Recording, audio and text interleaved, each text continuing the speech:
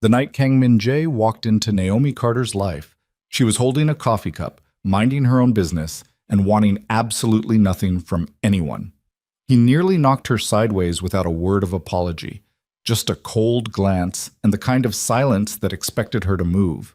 She didn't move. Most people in that city would have. Most people understood what it meant when a man like Kang Min-jae looked at you that way. Naomi Carter was not most people. And that single moment, two strangers, one collision, zero apologies, was the beginning of something neither of them could have survived alone. If this is your first time here, subscribe and follow this story all the way to the end, because what happens between these two will shake you. Drop a like and tell me in the comments what city or country you're watching from. I want to see how far this story travels.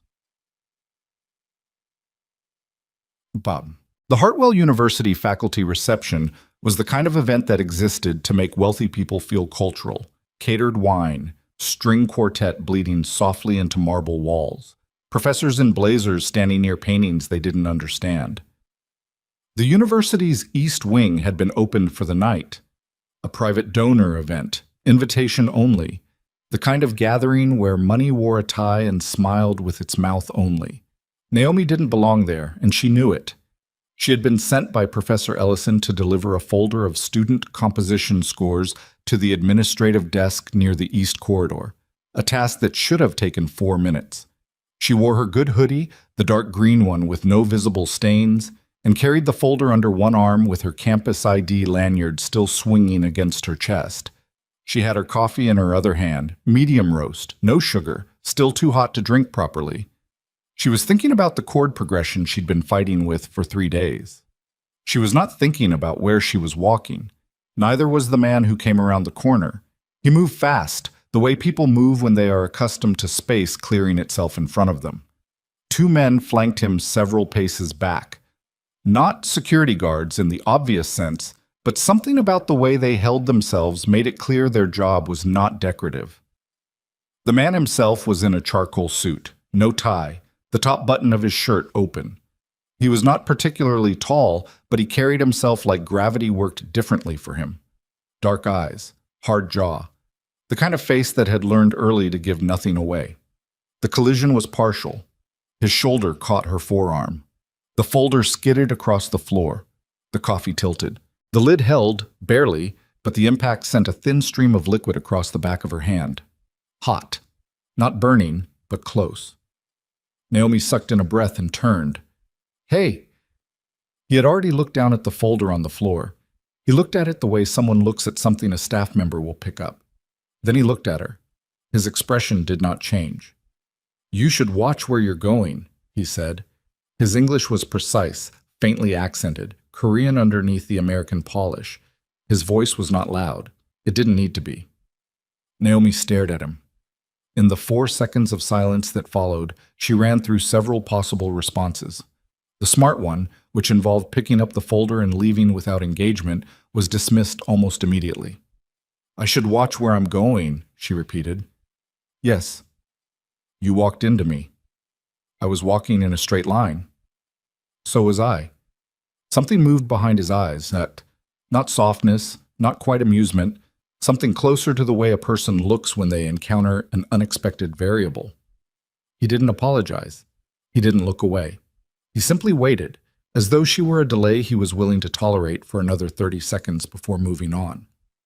One of the flanking men stepped forward and crouched, collecting the scattered pages from the floor with efficient hands. He straightened, offered the folder to Naomi. She took it without looking at him. She was still looking at the man in the charcoal suit. "You're welcome," the man said, as though the apology he hadn't given had been received. He moved around her. The 2 men followed. She stood in the corridor with hot coffee on her hand and the absolute certainty that she had just interacted with someone she would be smart to forget completely. She didn't forget him. Naomi found out who he was 3 days later, not because she looked him up, but because Priya told her. Priya Anand was Naomi's roommate and closest friend, a doctoral candidate in ethnomusicology who processed the world through information and delivered that information whether requested or not. She sat cross-legged on the common room couch with her laptop open and her tea going cold, describing the Hartwell donor reception and the names attached to the major contributions, which she had found in the university's published transparency report, because Priya read transparency reports. Kangmin Jae, Priya said, pointing at her screen without looking up. Korean national relocated stateside 12 years ago. He gave the East Wing renovation a check with a lot of zeros. Clean on paper. International consulting, real estate, private equity. She paused. But Marcus in the political science department says the money is old, and old money in his family's sector doesn't stay clean. Another pause. People in certain circles apparently call him something. I'm not going to say it out loud because I think saying it out loud is how you end up on a list. Naomi looked at the photo on the screen. It was a formal image, some business function, probably from a trade publication. He was in a dark suit, same jaw, same expression that gave nothing. I met him, Naomi said. Priya's head came up. Briefly, he walked into me in the corridor and didn't apologize. Priya stared at her. You're telling me Kang Min Jae walked into you and you're sitting here drinking tea? I had coffee. He didn't apologize. I told him he walked into me. What did he say? You're welcome. Priya closed her laptop slowly. Naomi, he runs... She stopped, looked at the ceiling. Some very serious people are afraid of him. I'm going to just leave it at that. He was rude. I wasn't going to just stand there. Most people stand there. Then most people have a problem. Priya opened her laptop again. She had the expression she wore when she'd decided that worrying about something was useless because the thing had already happened. Don't interact with him again. I don't intend to. This was a true statement when she made it. Naomi's life had a structure that she protected carefully. She was 23 years old, 3 semesters from completing her music composition degree, and she had built her daily existence around the things she could control. Her practice schedule, her coursework, the careful and deliberate distance she maintained from anything that felt like it wanted too much from her. She had friends, Priya, a loose constellation of other musicians, a few people from the jazz ensemble who texted her memes at odd hours. She had a social life that looked, from the outside, like confidence. Inside it was architecture, every wall placed on purpose. The economics requirement was the one thing she hadn't controlled properly. Hartwell had a cross-disciplinary mandate for all undergraduates, one course outside your primary school, approved by your academic advisor. Naomi had taken Introduction to Macroeconomics in her second year with the intention of finishing it easily and never thinking about it again. She had not finished easily. The professor, Dr. Stein, had a reputation for being rigorous and a talent for making fiscal theory feel like a punishment. Naomi had ended the semester with a passing grade, barely, and had never looked at the material again. She thought about this now because of what happened in the library. She had been there for 5 hours working on the third movement of her composition thesis when she noticed, 3 tables away, Kang Min Jae. He was not in a suit tonight. Dark jeans, a plain dark shirt, a jacket folded over the chair beside him. He was alone. No flanking men. He had a textbook open in front of him. She could see the cover from where she sat, and a legal pad covered in handwriting. He was pressing his pen against the page with enough pressure that she could see it from across the room. His jaw was tight. He turned a page, read something, wrote something, and then very quietly closed the textbook, put his hands flat on the table, and stared at the wall. He looked, in that moment, like a man trying not to throw something. Naomi looked back at her score sheets. Her pencil hovered. She did not think about Kang Min Jae. She thought about him for the next 40 minutes. He was still there when she packed her bag. She took a different route to the exit, which happened to pass his table. She told herself this was a more direct path to the door.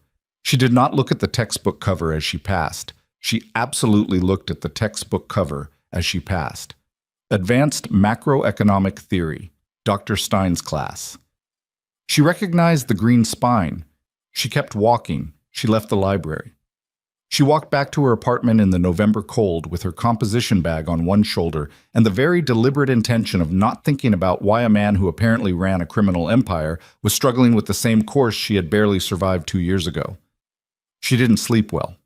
Vincent Parker was the reason she was still enrolled in the Tuesday evening chamber ensemble, despite having more than enough performance credits. She would not have admitted this to anyone, including herself, for very long. But Priya had an irritating ability to observe things accurately, and had stated it plainly 6 weeks ago. "You're in that ensemble because of Vincent Parker," Priya had said, not looking up from her work. "I'm in that ensemble because the repertoire is interesting." The repertoire is Baroque transcriptions. You hate Baroque transcriptions. "I've grown." Vincent was a third-year composition student with a sound design background and the kind of focused intensity that Naomi associated with people who were going somewhere. He was thoughtful. He asked good questions in seminar. He had once said something about modal jazz that had made her think about it for 3 days. He was also, in her experience, entirely unaware of her existence beyond the general collegial acknowledgement that they occupied the same programs. This was a circumstance she had no plan to change. She was good at admiring things from a safe distance. She had years of practice. It was Priya who pointed out, gently but without mercy, that what Naomi called emotional safety looked from the outside like exactly what it was: someone waiting for feelings to expire on their own rather than risking them. Naomi didn't argue. She filed the observation in the same internal cabinet where she kept everything she wasn't ready to address yet. She ran into Minjay again on a Thursday. She was coming out of the campus cafe with breakfast she'd bought too late to eat sitting down. He was coming in. The door was a standard single entrance. They saw each other at the same moment. Neither of them stopped moving immediately, which created a brief and undignified traffic situation in the doorway. Naomi stepped back. So did he. Then they both stepped in the same direction. She exhaled. "This is my fault again, presumably," she said. He looked at her. She watched him place her, the corridor 3 weeks ago, the coffee, the folder on the floor. Something registered. "You're the woman from the faculty reception." "I'm the woman you walked into at the faculty reception. There's a distinction. You're the one who argued with me. I'm the one who stated a fact. You walked into me. That's not an argument, it's a description." He was quiet for a moment. She couldn't read the quiet. With some people, silence was discomfort. With him, it felt like evaluation. "You study here," he said. "Music composition." "Yes." "Not the School of Business." "Correct." "Then you know Stein's macroeconomics course." She went very still. "Why would I know that?" "You were in the library last Tuesday. You looked at my textbook." She felt her face attempt to do something she controlled before it arrived. "I glanced at a spine while walking past." Dr. Stein's Advanced Macroeconomic Theory. Green cover. You recognized it. She looked at him steadily. "I took his introductory course 2 years ago." "How did you do?" "Why?" He wasn't embarrassed by the question. He wasn't embarrassed by anything, apparently. He simply stood in the cafe doorway and waited. And his waiting had that same quality she'd noticed in the corridor. The sense that he had allocated a fixed amount of time to this exchange and hadn't reached the limit yet. "I passed," she said. "I need someone who can teach this material, not a general tutor. Someone who has been through Stein's structure specifically and can translate his methodology into something functional." He paused. "I can compensate you." Naomi stared at him. "You're asking me to tutor you." "I'm describing a service arrangement." "You walked into me and didn't apologize, and now you want me to tutor you."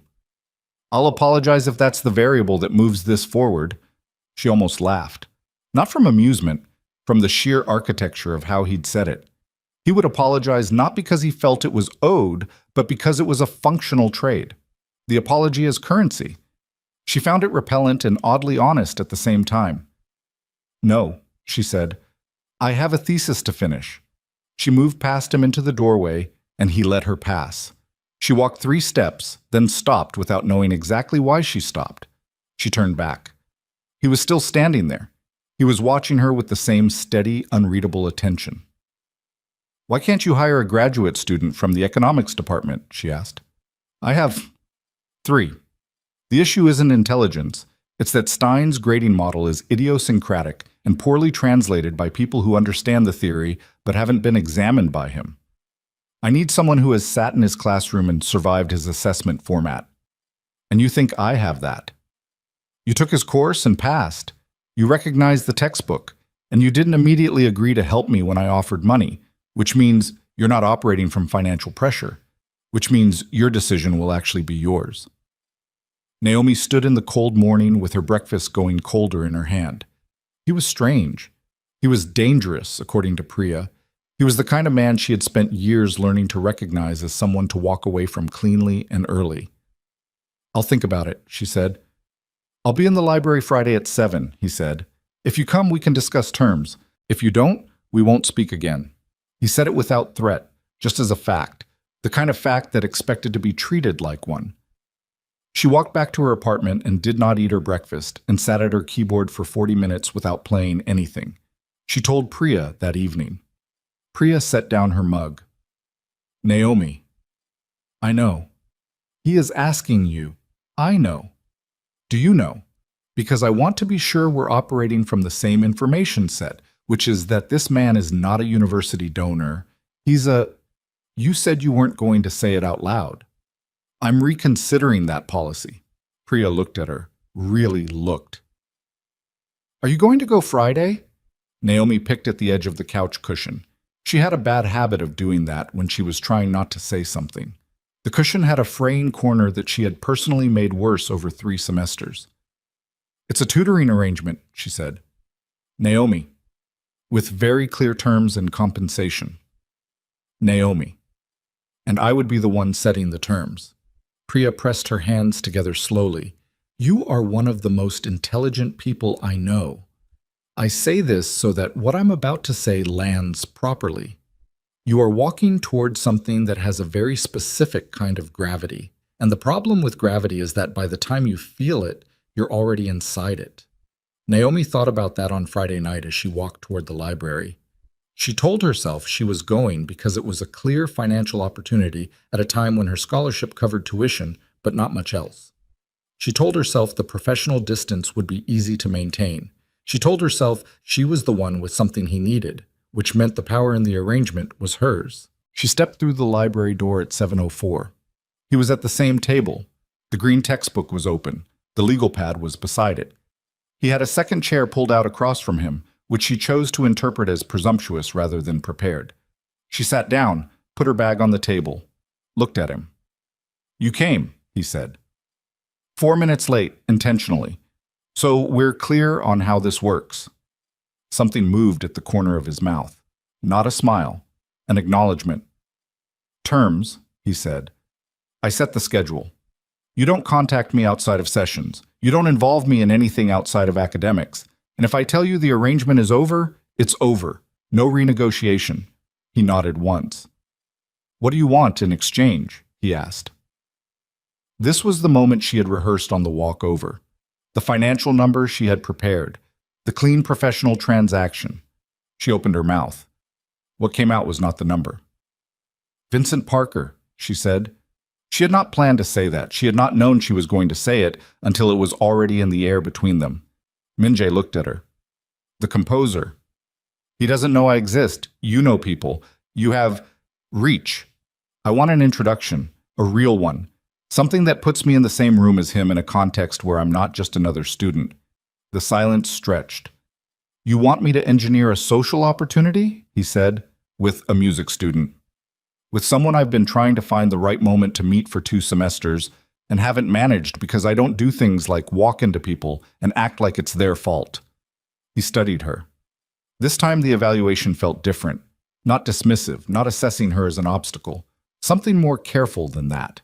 "That's an unusual request," he said. "I'm an unusual person." He was quiet for a moment that lasted long enough to make her wonder if she'd overstepped into something she couldn't walk back from.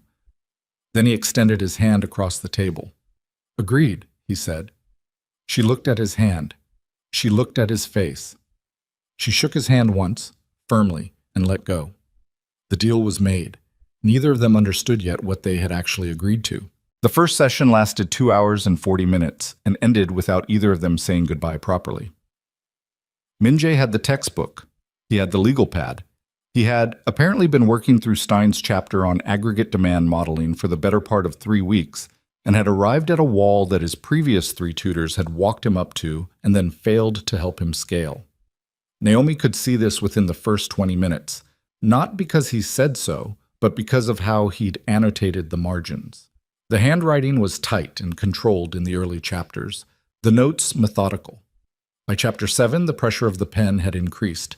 By chapter 9, there were places where he'd written something and then crossed it out so hard the paper had nearly torn.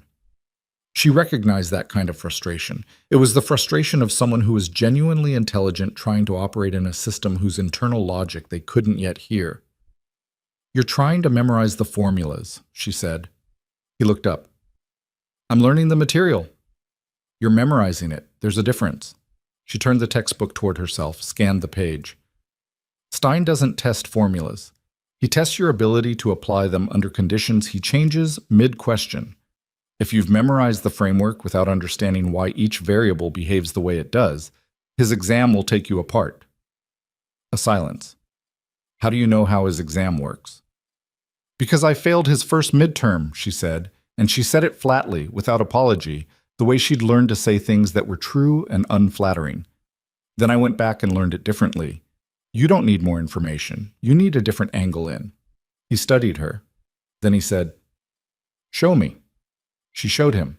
They worked through 2 sections. She didn't soften the material or slow her pace unnecessarily. She read him quickly enough to know he didn't need either.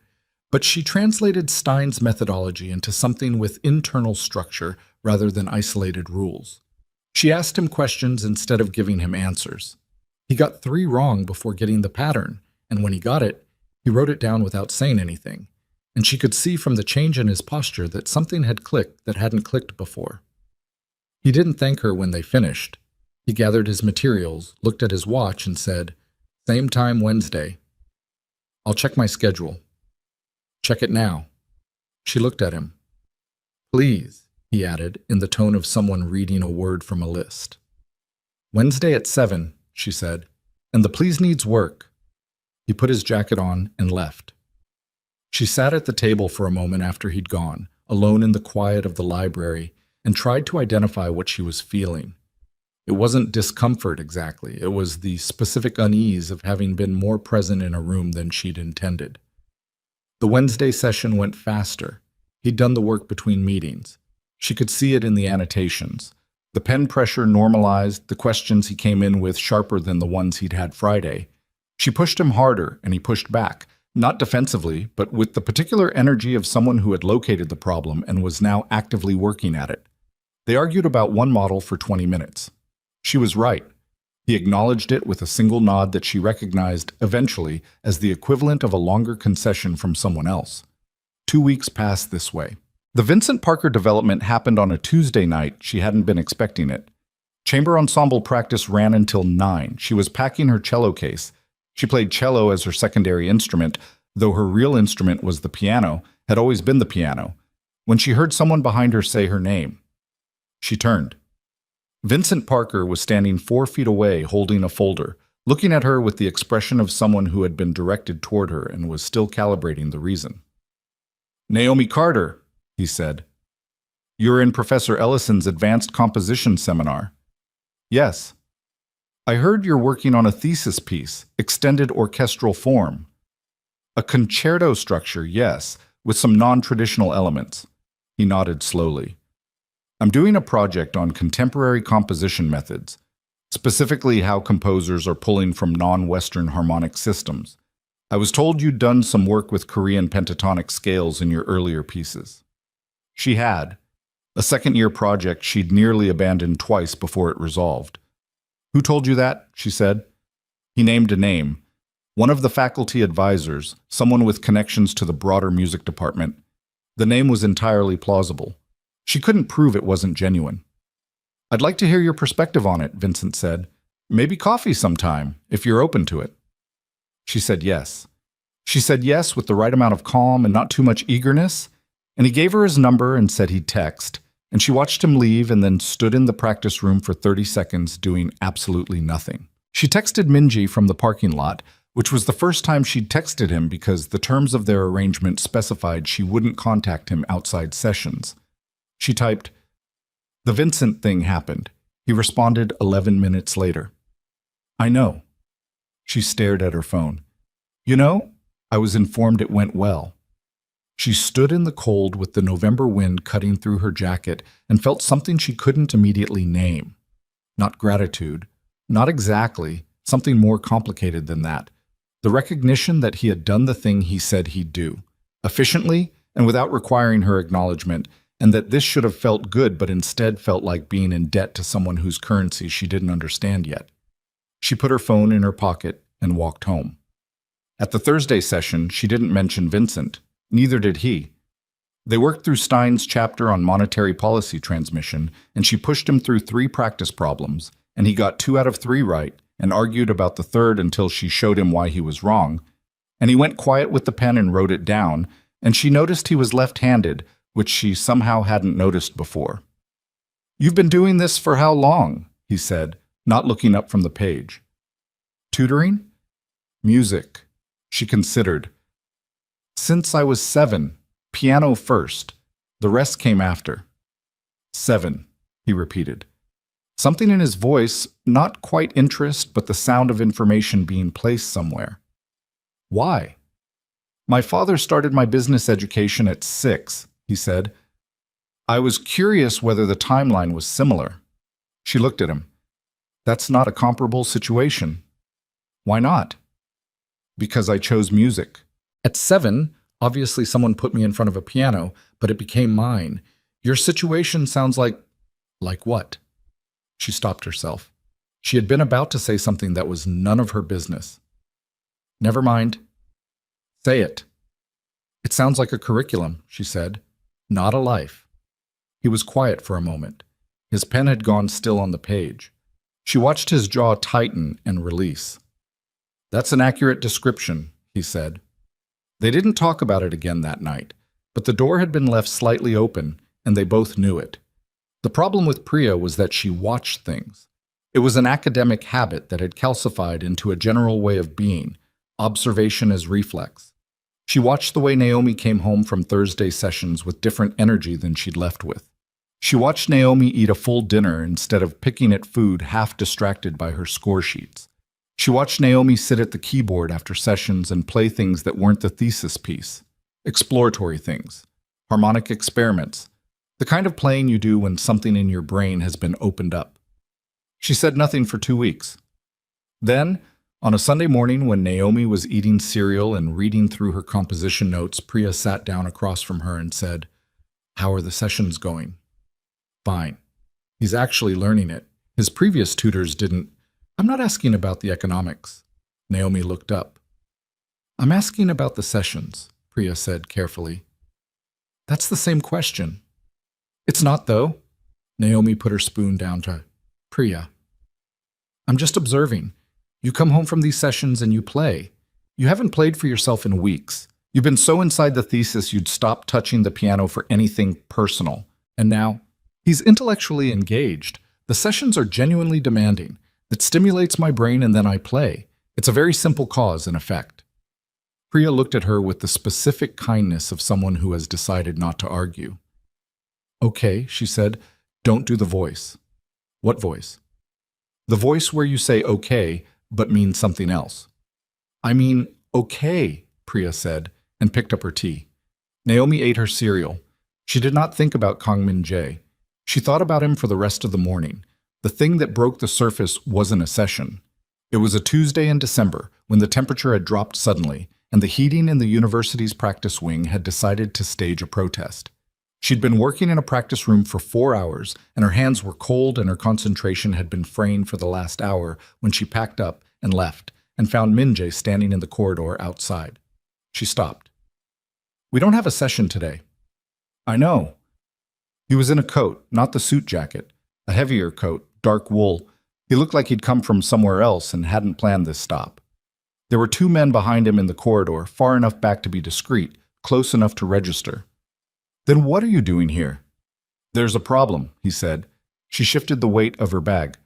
"What kind of problem?" "Seojin Ho, one of my associates." He said it without inflection, the same way he talked about everything. "He's been informing certain people that our arrangement is not academic." She stared at him. "Meaning what?" "Meaning he's suggesting that you're in a relationship with me." The corridor was cold and her hands were stiff inside her jacket pockets, and she stood there absorbing what he'd said. "That's insane," she said. "Yes. We have a tutoring arrangement. I'm aware of what we have." "Then correct him." I corrected him, Minjae said. The way he said it made her not want to ask exactly how. The problem is that the story has already moved. People talk. The rumor is circulating in certain circles, which means it will reach the university environment within days. She breathed out through her nose. The air was cold enough to see it. What do you want me to do about it? Nothing, he said.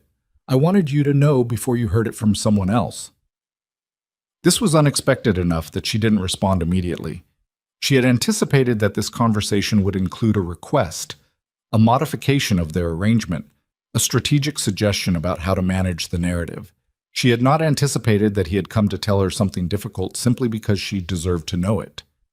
Thank you, she said finally. He nodded and started to turn. Minjae. He turned back. It was the first time she'd used his name, his given name, without the formal prefix. They both registered it. What does this Seojin Ho want? She said. From spreading a rumor like this? He looked at her for a moment. He wants to test whether I can be embarrassed, he said.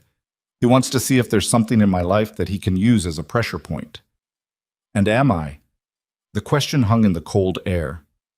No, he said. You're a business arrangement. She nodded. Right. He left. She stood in the corridor with her bag in her cold hands and told herself that the feeling in her chest was not what it sounded like. The rumor reached Priya by Thursday morning, delivered through 2 separate channels within 12 hours of each other. Priya knocked on Naomi's bedroom door at 7:30 a.m. and said, through the door, "Tell me what's actually happening." Naomi opened the door. She'd been awake for an hour, already dressed, already dreading this. "It's not real," she said. "Whose definition of real are we working with?" She let Priya in. She told her the arrangement, the full arrangement, including the Vincent component, which she hadn't mentioned before. Priya listened without interrupting, which was not her default behavior and which meant she was managing something carefully. When Naomi finished, Priya was quiet for a long moment. "You traded tutoring services for a social introduction to a man you find interesting," Priya said. "Yes." "With Kang Min-jae?" "Yes." "And now his associate is telling people you're together?" "Yes." "And he came to tell you personally?" A pause. "Yes." Priya looked at the ceiling. "Naomi, what are you doing?" "Having a tutoring arrangement that got complicated." "What are you actually doing?" She didn't answer that one because the honest answer had too many moving parts that she hadn't finished examining yet. The coffee with Vincent happened the following Monday. He was smart and focused and exactly what she had expected him to be. He asked intelligent questions about her composition process. She asked intelligent questions about his research. The conversation was genuinely interesting. He was genuinely interesting. When it was over, she walked back across campus in the December cold and waited to feel something. She felt the echo of an interesting conversation. She did not feel the thing she had expected to feel, the thing she'd been building toward for 2 semesters. She felt, somewhat disturbingly, like she'd checked an item off a list. She didn't tell anyone this. She went to the Thursday session. Min-jae was already there. He looked tired, not in a way he would have admitted, but in the way the body refuses to fully hide what the mind insists on ignoring. The line of his shoulders was slightly off. The pen pressure on his notes had gone heavy again. "Rough week," she said, not quite a question. "Business matter," he said. "It's handled." "Is it?" He looked up. "You look like it isn't," she said. His jaw tightened. "We should start the session." "We will." She sat down, put her materials on the table. "I'm just making an observation." "I don't need observations." "Apparently you do." Something shifted in his expression, something brief, almost unguarded, that he closed down before it fully arrived. He looked back at the textbook. The fluorescent light above them hummed faintly. She could hear his breathing from across the table, slightly more controlled than it needed to be, the breathing of someone managing something deliberately. She started the session. They worked for 40 minutes. He made an error that he'd made before, a specific conceptual mistake in his understanding of interest rate models, and she corrected it the same way she had 2 weeks ago. He wrote it down. Then he put the pen down. He knows about our arrangement, he said. She went still. Seo Jin-ho, Min-jae continued, he knows the structure of it, that you're tutoring me, that I arranged the introduction with Parker. How? Someone in my staff talked. He said it without visible emotion, which meant the emotion was being held somewhere she couldn't see. He's going to use it. To do what? To make it appear that you are a liability, he said, that I've allowed someone without connections to this world close enough to be used against me. He paused. In my industry, that kind of vulnerability is exploited. She kept her voice steady. What does that mean for me? It means Seo Jin-ho will make things uncomfortable for you, publicly, if he can. He'll try to embarrass you out of the picture. Why not just ask you to end the arrangement? Because that would require him to confront me directly, Min-jae said. He's not willing to do that. She absorbed this. Outside the library windows, the December dark had settled. The library was mostly empty at this hour, only a few other students scattered at distant tables. This isn't what I agreed to, she said. No, he said. It isn't. I should end the arrangement. Yes, he said. That would be the intelligent choice. She looked at him across the table. He was watching her with that same careful, unreadable attention, and she had learned enough about him by now to understand that underneath the stillness, he was waiting for something. Not waiting for her to stay, necessarily, but waiting to see who she actually was. But you passed the Chapter 8 practice exam, she said. He nodded slowly. And Stein's midterm is in 3 weeks. Yes. And if you fail the academic requirement, there are consequences for you that go beyond a grade. He was quiet for a moment. The family investment structure requires demonstrated academic standing. If I fail, my father has grounds to initiate a management review. He would use it. She looked at the textbook. She looked at the legal pad where she could see his notes from tonight, the handwriting that had improved over 6 weeks from something strained to something almost steady. She thought about Seo Jin-ho. She thought about the word liability. She thought about the specific kind of man who tries to embarrass a woman out of a room, because confronting the person he's actually afraid of requires a courage he doesn't have. She picked up her pencil. Chapter 9, she said. Interest rate policy and inflation targeting. You've been avoiding it. A silence. Naomi, you've been avoiding it because the mathematical components are more complex than the other chapters, and you don't like working in front of someone when you're not sure you'll understand it quickly, she said. I've noticed. We're doing it tonight. He looked at her. Something moved behind his eyes. Not quite what she'd call gratitude, not quite what she'd call surprise. Something that didn't have a name yet. You understand what you're choosing, he said. I understand I'm tutoring you through an economics course, she said. Open the book. He opened the book. They worked until the library closed. When they stepped outside into the December cold, the 2 men who had been waiting near the entrance fell into position without comment. Min-jae stopped on the steps and looked at her. Walk safely, he said. Always do. She started down the steps. She was 3 steps below him when she heard him say her name. Not her last name, not Miss Carter, just her name, the way she'd said his in the corridor 2 weeks ago. She turned. He was looking at her from the top of the steps with his hands in his coat pockets, and the cold air moving between them, and his face held in the careful arrangement she'd spent 6 weeks learning, was not indifference, but the closest he'd ever gotten to letting something show. Seo Jin-ho will move soon, he said, before the midterm. Okay, she said. When he does, if he approaches you or says something publicly, I can handle myself. I know you can, he said. And something about how he said it, not condescending, not procedural, but with an understanding so direct it felt like being seen, stopped her from responding for a moment. She turned back and walked down the steps into the cold. She was halfway across the quad when her phone buzzed, a text from a number she didn't recognize. Does Min-jae know you're meeting with Vincent Parker for something that isn't coffee? She stopped walking. She looked at the text. Read it again. The cold felt different now. Not weather, something else. She looked up across the empty quad, dark trees against the December sky, and the full weight of what she had walked into settled onto her shoulders with a quiet, deliberate certainty. Seo Jin-ho had already moved. She stood in the middle of the quad for a long time. The cold came up through the soles of her shoes. The text sat on her screen bright and patient, and she read it 4 times with the specific attention of someone trying to find the mistake in a thing that has no mistake. The words didn't change. The number was unfamiliar. The implication was not. Does Min-jae know you're meeting with Vincent Parker for something that isn't coffee? She thought about the Monday meeting. She thought about how straightforward it had been, how genuinely academic, how Vincent had asked about her use of non-Western harmonic systems, and she had explained and they had talked for an hour about things that mattered to her professionally and nothing else. She thought about how the whole interaction had felt. In retrospect, slightly orchestrated, not by Vincent, she didn't think, not consciously, but the way a stage is set before an actor walks on. She put her phone in her pocket and walked back toward the library. Min-jae was still on the steps. He hadn't moved far.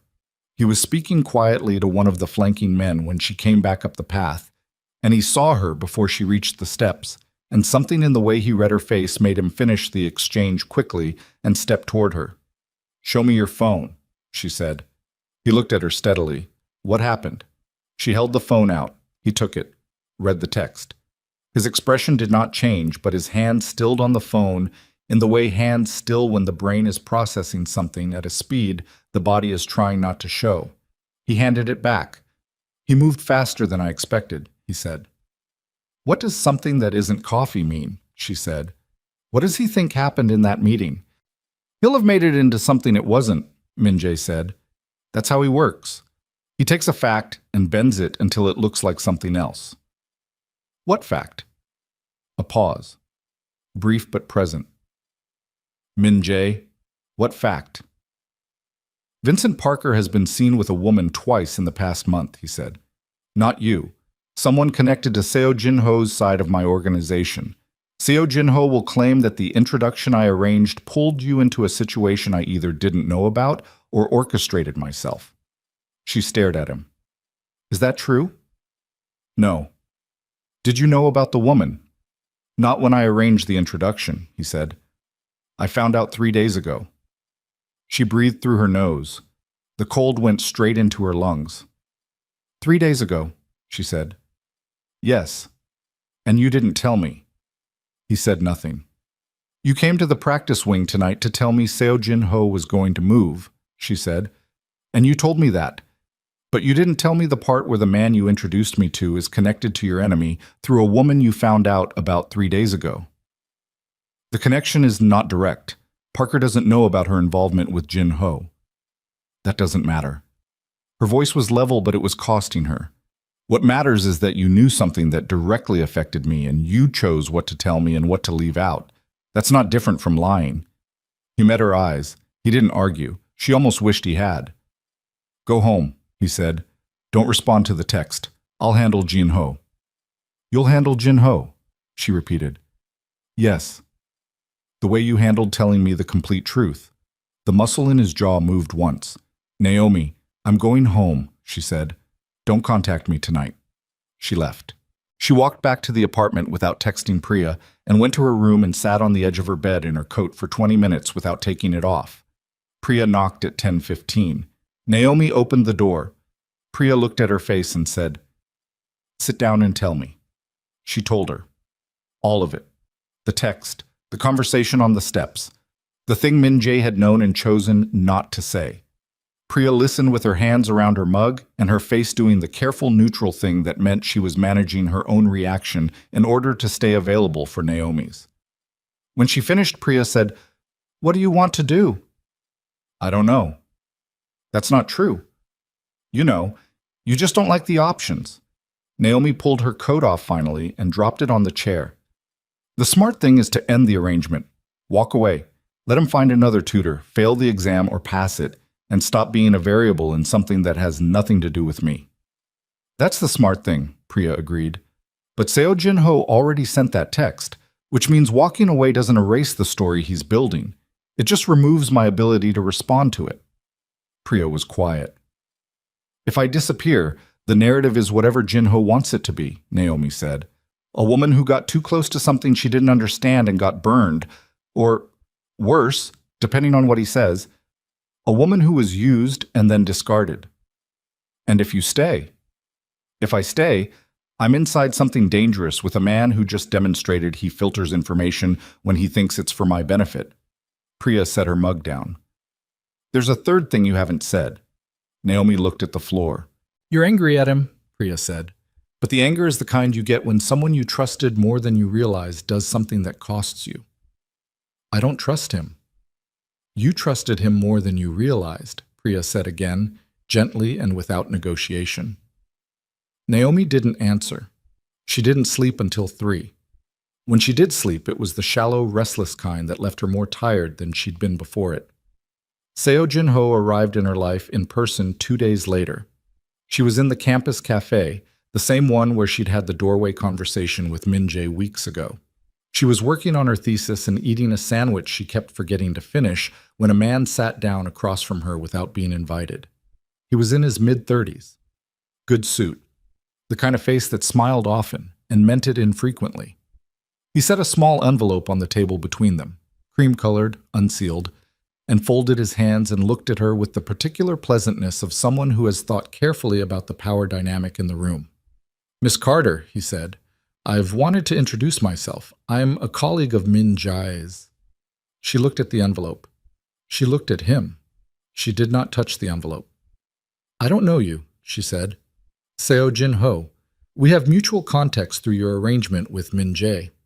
He smiled. It was a practice smile, the kind assembled from the correct components. I wanted to speak with you before things became complicated. Things are already complicated, she said. You sent me a text from an unknown number. I wanted to get your attention. You got it. What do you want? He gestured toward the envelope. There's a figure in there, he said. A generous one. Consider it a consulting fee for your time, your discretion, and your decision to conclude your current arrangement with Min-jae quietly and without drama. She looked at the envelope for a long moment. Then she looked at him. You're paying me to leave, she said. I'm compensating you for understanding that you've wandered into something that doesn't involve you. By sending a text implying I'm involved in something inappropriate with a man I was introduced to through an academic contact. A misunderstanding, he said smoothly, easily corrected once the underlying situation resolves itself. The underlying situation being me. The underlying situation being an arrangement that creates instability, he said, and for just a moment the smooth pleasantness thinned, something harder underneath it. Min-jae has a position to maintain. Associations that distract from that position create problems. You seem like an intelligent woman. I'm offering you an exit that benefits you. She put her sandwich down. She had a very specific feeling. Not fear, something more structural than fear. The sensation of understanding exactly where you are in a room and exactly what each exit costs. If I don't take the envelope, she said. He smiled again. I'd hate for the story about Vincent Parker to develop in the wrong direction. There is no story about Vincent Parker. There will be one, he said simply. Stories are easy to grow, especially about a young woman who pursued an introduction to a connected man through someone she was privately paid to be close to. The music department is small. Reputations are... He tilted his head. Delicate things. She breathed in and out. She kept her hands flat on the table. Take the evening to consider it, he said, standing.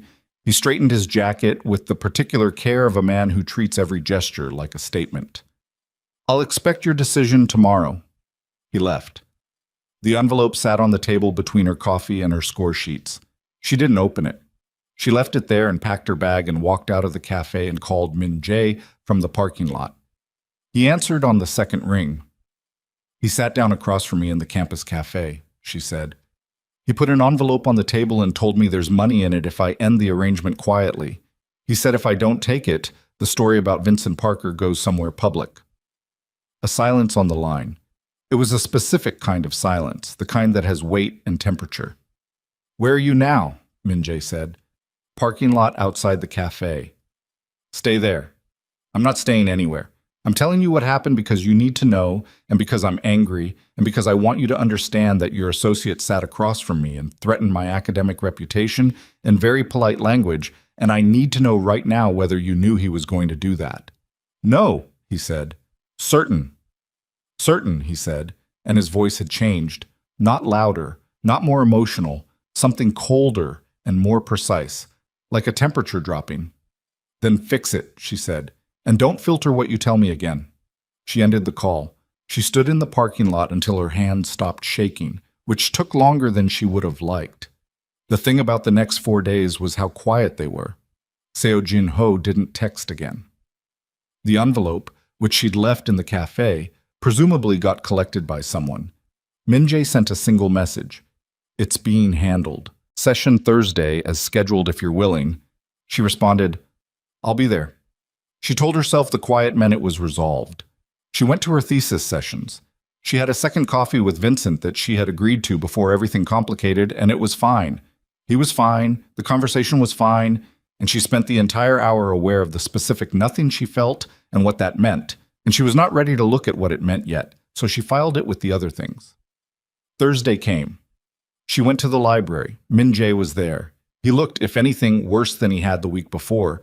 The controlled tiredness had deepened into something she could read now across the width of the table, a sustained cost he was paying for something he hadn't named. They worked for an hour on Stein's final chapter before practice exam materials. He performed well. Better than well, actually. She pushed him through 2 full practice scenarios, and he got both right. And on the second one, he found an approach she hadn't shown him, something he'd derived himself from the underlying logic. And she looked at his work on the legal pad and said, That's right. He looked up. That's not the method I taught you, she said. Where did that come from? I thought about what you said, that the formula is the result, not the process. I went back to the foundational logic. She looked at him for a moment. You've got this, she said. Stein's exam. You'll pass it. Something crossed his face, brief, unguarded, there and gone. Don't be certain yet, he said. I'm certain, she said. I've been teaching people for 3 years. I know when someone has it.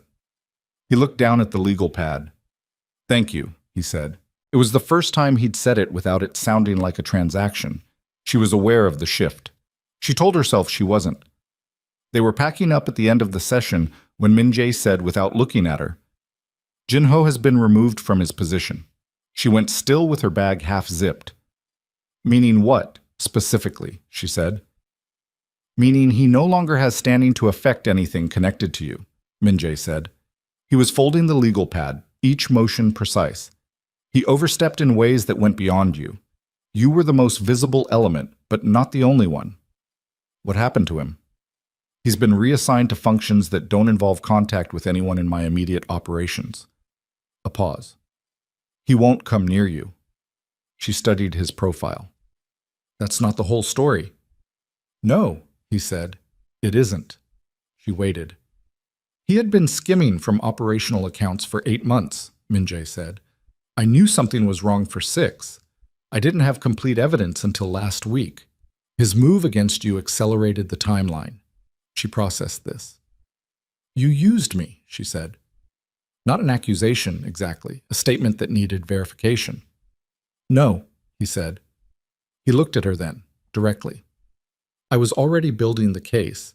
What he did to you made me move faster than I planned, but I didn't put you in that position to provoke him.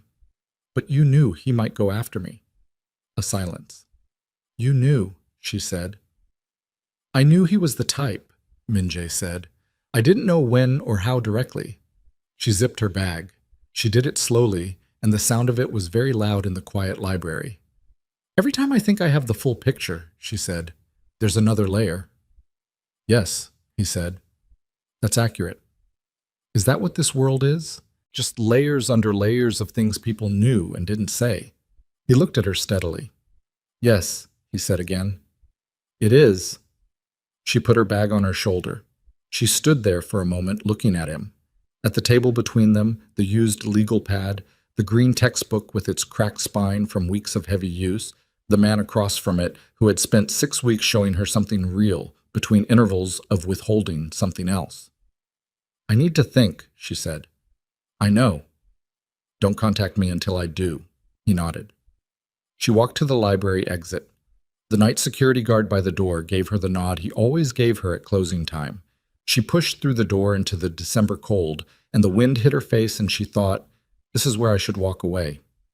She knew it with the same clarity that she knew key signatures and tempo markings, the way a musician knows a piece has ended, the particular silence after the final note before the audience responds. She kept walking. She crossed the quad. She went home. She didn't tell Priya she was back. Priya's light was off.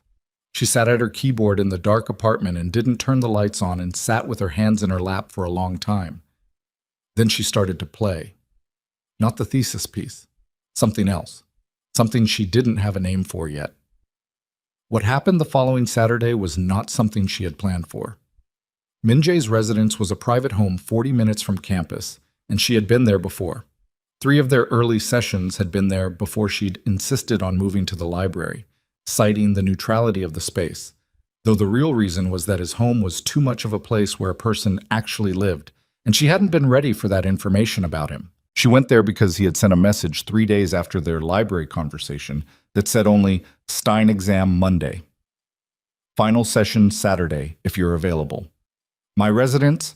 The library is closed for the weekend. She had responded, Saturday at 6. The residence was in a neighborhood where the houses didn't advertise themselves. No gates with monograms. No obvious security visible from the street. Just a house that was too well maintained to be accidental and too large to pretend it was ordinary. The man who answered the door was not one of the usual 2. Older, quieter, someone who'd been in service long enough to have stopped being curious about anything. Minjae was in the main study. It was a room she'd been in twice before. Bookshelves that were actually used, a desk that was actually worked at, a secondary table they'd moved to for tutoring because the desk was covered in things he was apparently mid-process on. He was standing when she came in, looking at something on the desk, and he turned when she entered, and there was a moment, brief and ordinary, where they simply looked at each other across the room with no particular agenda. Stein Monday, she said. Stein Monday, he agreed. They worked for 2 hours. He was ready.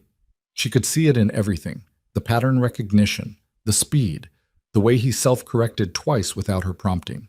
She ran him through a full mock scenario, Stein's format exactly, and he completed it in the allotted time and got everything right. She set the pencil down. You're done, she said. He looked at the mock paper. You're sure? I've been sure for a week. This confirms it. He sat back. The study was warm. The first genuinely warm room she'd been in weeks, it felt like. Outside the windows, the December dark was complete. Something in her body released a tension she'd been carrying so long she'd stopped identifying it as tension. What happens now? He said. With our arrangement. She looked at the table. You pass Monday, the arrangement concludes. That was the structure. The structure, he said. Yes. And the other part? Parker. She was quiet for a moment. It concluded on its own, she said. That's not something I'm holding you to. He studied her. What does that mean? It means I had coffee with him twice, and he's a genuinely interesting person, and I feel approximately nothing, she said, which tells me the thing I wanted from that situation wasn't actually Vincent Parker.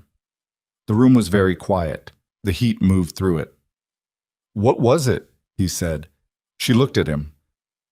I think I wanted proof that I was capable of wanting something normal, she said. Something that didn't scare me. He was watching her with the careful, complete attention that she had spent 6 weeks cataloging and still couldn't fully decode. And me, he said quietly, do I scare you? She opened her mouth to say something, she didn't know what, something that would have been true and manageable and not too much. When a door opened somewhere in the house, a staff member appeared at the study entrance and said something briefly in Korean. Minjae's expression shifted, a small involuntary tightening, and he responded in the same language, and the staff member withdrew. What? She said. One of the senior men in my father's network is here, he said. Unannounced. He doesn't make unannounced visits unless... He stopped. He reached for his phone. He read something on the screen and went completely still. Minjae. He looked up from the phone. His face had gone to stone. Not the controlled, managed stillness she'd learned to read, but something deeper, something that had gone below the surface of what he usually showed anyone. "My father is calling a review of my operational standing," he said. "Tonight. He sent a formal representative." She stared at him. "Can he do that?" "He can always do that. I've kept him at a distance for 3 years. Something—" He stopped, looked at the phone. Something gave him grounds. A silence. "What grounds?" she said. He set the phone face down on the table. He looked at her across the tutoring materials, the mock exam, the weeks of sessions, and the worn pages of the legal pad. He looked at her the way someone looks at a thing they've been trying to protect and have just failed to protect.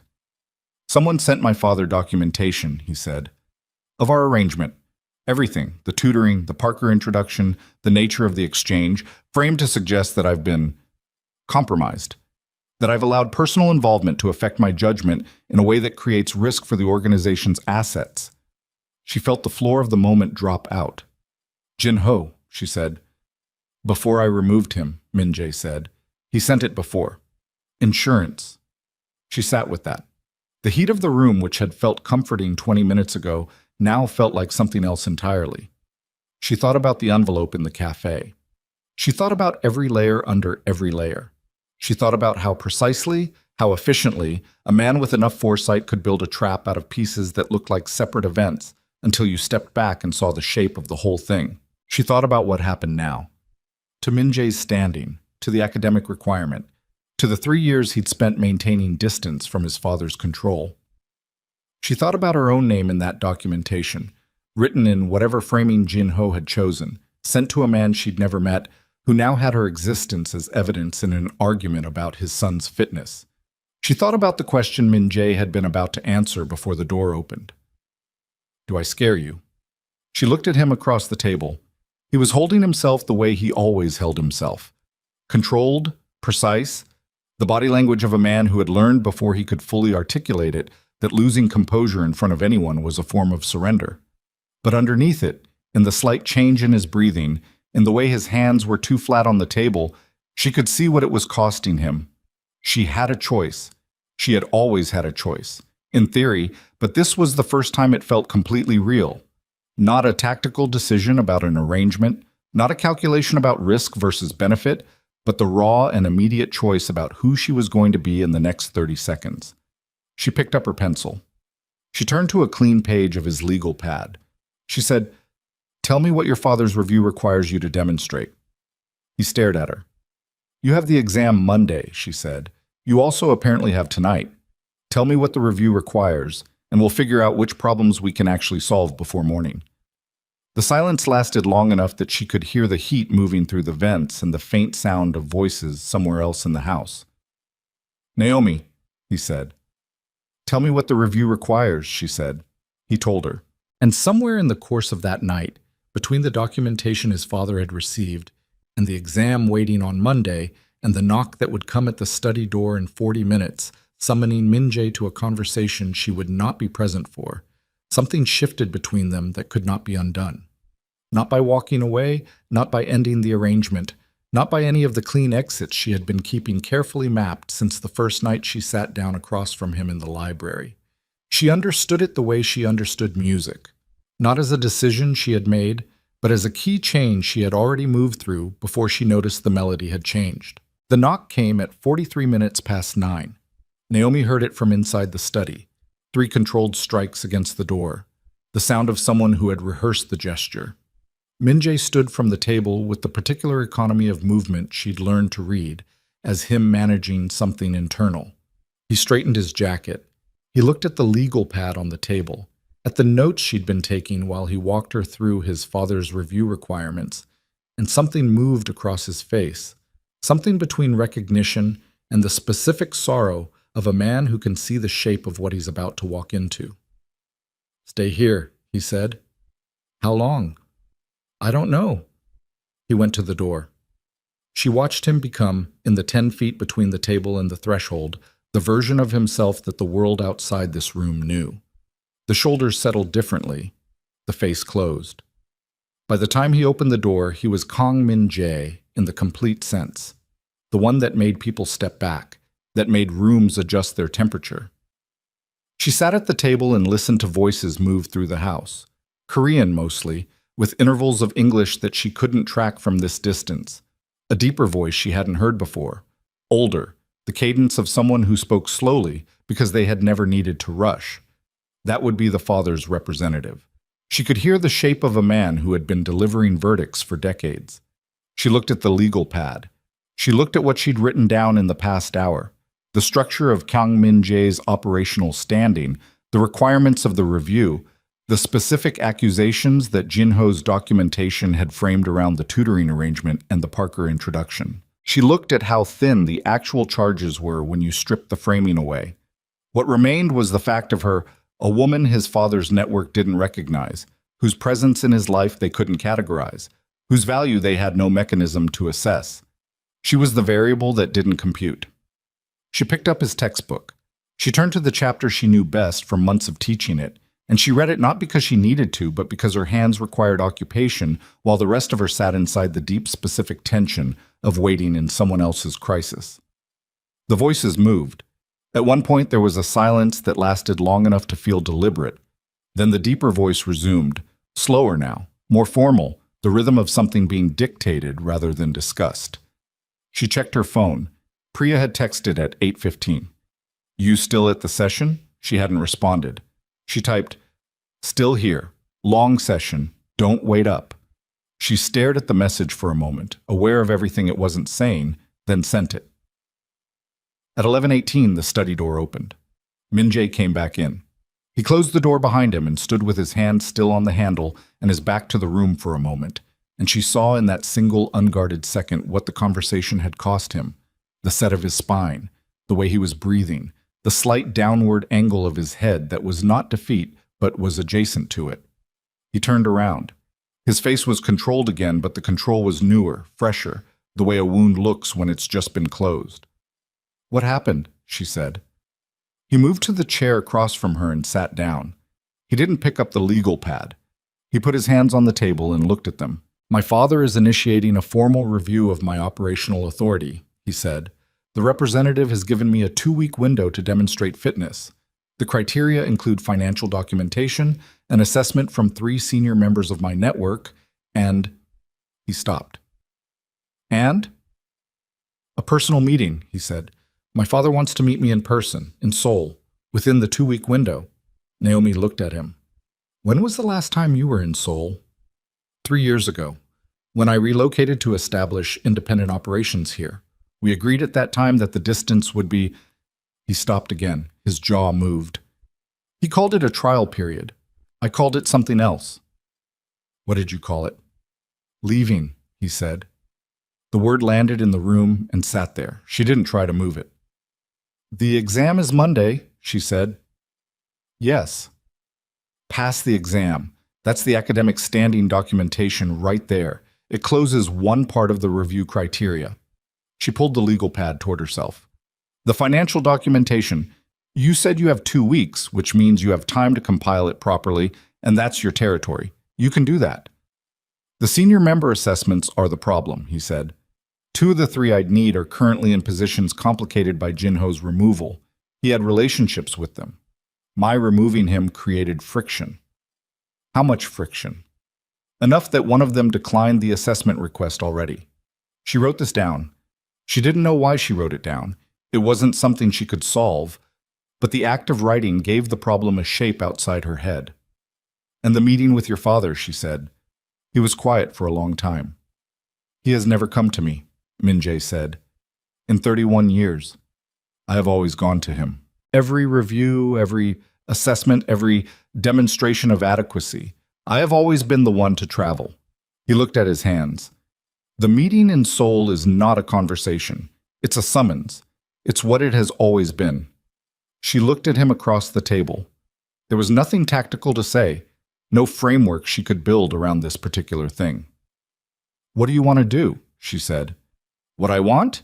he said, and the way he said it made clear that want was a category he rarely accessed, "is to pass the exam Monday, compile the documentation, secure 2 of the 3 assessments, and go to Seoul with something to show him that isn't just survival, something that's actually mine.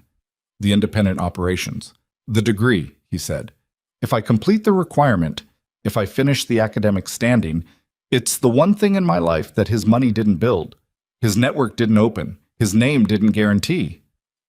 His voice was flat, but underneath it she could hear the thing he'd been carrying, the weight of a man trying to build one thing that was entirely his own in a life where almost everything had been constructed by someone else's design. One thing, he said. She understood this the way she understood it about herself. The composition thesis, the years of working inside a discipline that had cost her sleep and relationships and certainty, the choice at 7 years old that had become her own before she was old enough to fully claim it. She understood what it meant to need something to be yours. Then that's what we do, she said. He looked at her. Not with the controlled evaluation she'd cataloged over months, but with something raw and unprocessed and entirely undefended. You should go home, he said. This isn't your problem. I know it isn't. Naomi, I know, she said more firmly. I know it isn't my problem. I know the arrangement is technically concluded pending Monday's exam. I know all of that. She kept her eyes on his. I'm still here. The heat moved through the room. Somewhere outside, the December wind had picked up. She could hear it faintly against the windows. He looked at her for a long time. Then he reached for the legal pad and the pen, and he said, Monday's exam first. And she said, Monday's exam first. And they worked until 1 in the morning. Monday came the way exam days always come, with the particular flat light of a morning that has no patience for preparation you didn't finish. Naomi knew from experience that there was nothing useful to do for someone on exam morning except leave them alone. So she texted Min Jae at 7. You have it. Go. He didn't respond, which was correct. She went to her own studio session. She worked on the third movement for 3 hours, and for the first time in weeks it moved. Not easily, music never moved easily, but with direction. The melody finding its resolution in a way that had been eluding her since October. She played through it twice and sat at the keyboard afterward with her hands in her lap, and understood that the thing that had been missing wasn't a technical solution. It had been something she'd needed to feel before she could write it. She didn't examine what that meant too precisely. She played it a third time and recorded it on her phone. Min Jae texted at 2:17 p.m. 3 words. Exam is done. She stared at her phone. She typed, How do you feel? She deleted it and typed, How did it go? She deleted that too. She typed, Good. She sent that. He responded, Come to the house tonight if you're free. She was free. She didn't tell him immediately. She waited 20 minutes and then said, 7 o'clock. When she arrived, something in the house had changed. She couldn't identify it precisely. The same man answered the door, the same study was lit at the end of the hall, but there was a different quality to the silence, less compressed, as if something that had been held under pressure had been partially released. Min Jae was standing when she came in. He was in the same clothes he'd worn to the exam, dress shirt, dark trousers, jacket on the back of the chair. And he looked like a man who had come through something and hadn't fully processed the fact of being through it yet. You passed, she said. She didn't make it a question. I passed, he said. She exhaled. She hadn't known she'd been holding something until she let it go. Tell me. 78, he said. Stein's curve puts that in the passing threshold with margin. The section on interest rate policy and inflation targeting. He paused, something crossing his face that was close to the thing he never quite allowed himself. I completed it first. I knew it completely. Because you derived the logic, she said, not the formula. Because you showed me the difference, he said. The room was warm. She looked at the table where they'd worked for months. The scuffed surface, the legal pad she'd filled a dozen pages of, the green textbook with its broken spine. She thought about the first Friday she'd walked in 4 minutes late on purpose, the careful architecture of her position, the terms she'd laid out like a perimeter fence. She thought about how none of it had worked the way she planned and how that was, at this specific moment, standing in the warm light of his study with the exam behind them and soul still ahead, something she couldn't call a bad thing. The review, she said. He moved to the desk. I've been compiling the financial documentation all day. I have 2 assessments secured. I called the third senior member directly and told him Jin-ho's removal was a correction, not a disruption. He understood the distinction. He'll submit. All three. All three. The Seoul meeting. A pause. He turned from the desk and looked at her. I leave Friday. 4 days. She did the calculation without meaning to. The exam today, Seoul Friday, the 2-week review window, the specific and unresolvable fact that his father now knew something about his life that Min-jae had never intended to hand him. He knows about me, she said, from Jin-ho's documentation. Yes. What does he know? That you're a music student, that I arranged a tutoring exchange that included a social introduction, that we've been meeting regularly. He paused. The framing Jin-ho gave it is what he knows. I haven't been able to correct the framing yet. Because you'd have to explain what it actually was. Because I'd have to explain what it actually is, he said. The small word. Present tense. She looked at the window. Outside, the December dark was total. No stars visible, the cloud cover thick and low. She could see her own faint reflection in the glass, layered over the dark outside, and behind her the lit room and Min-jae standing in it. What will you tell him? She said. The truth, he said. For the first time in 31 years, probably. She turned back from the window. He was watching her with the same open, undefended look she'd seen the night of the review summons. The version of him that existed below the management, below the control, the person he apparently only became in this room when it was very late, and the pressure had been on long enough that the architecture gave way. She took a step toward him. She didn't plan it. Her body made the decision before her brain finished the sentence she'd been constructing. Min-jae, she said. Don't, he said. She stopped. Don't say something that's about tonight, he said. About the exam or the review or the fact that you stayed.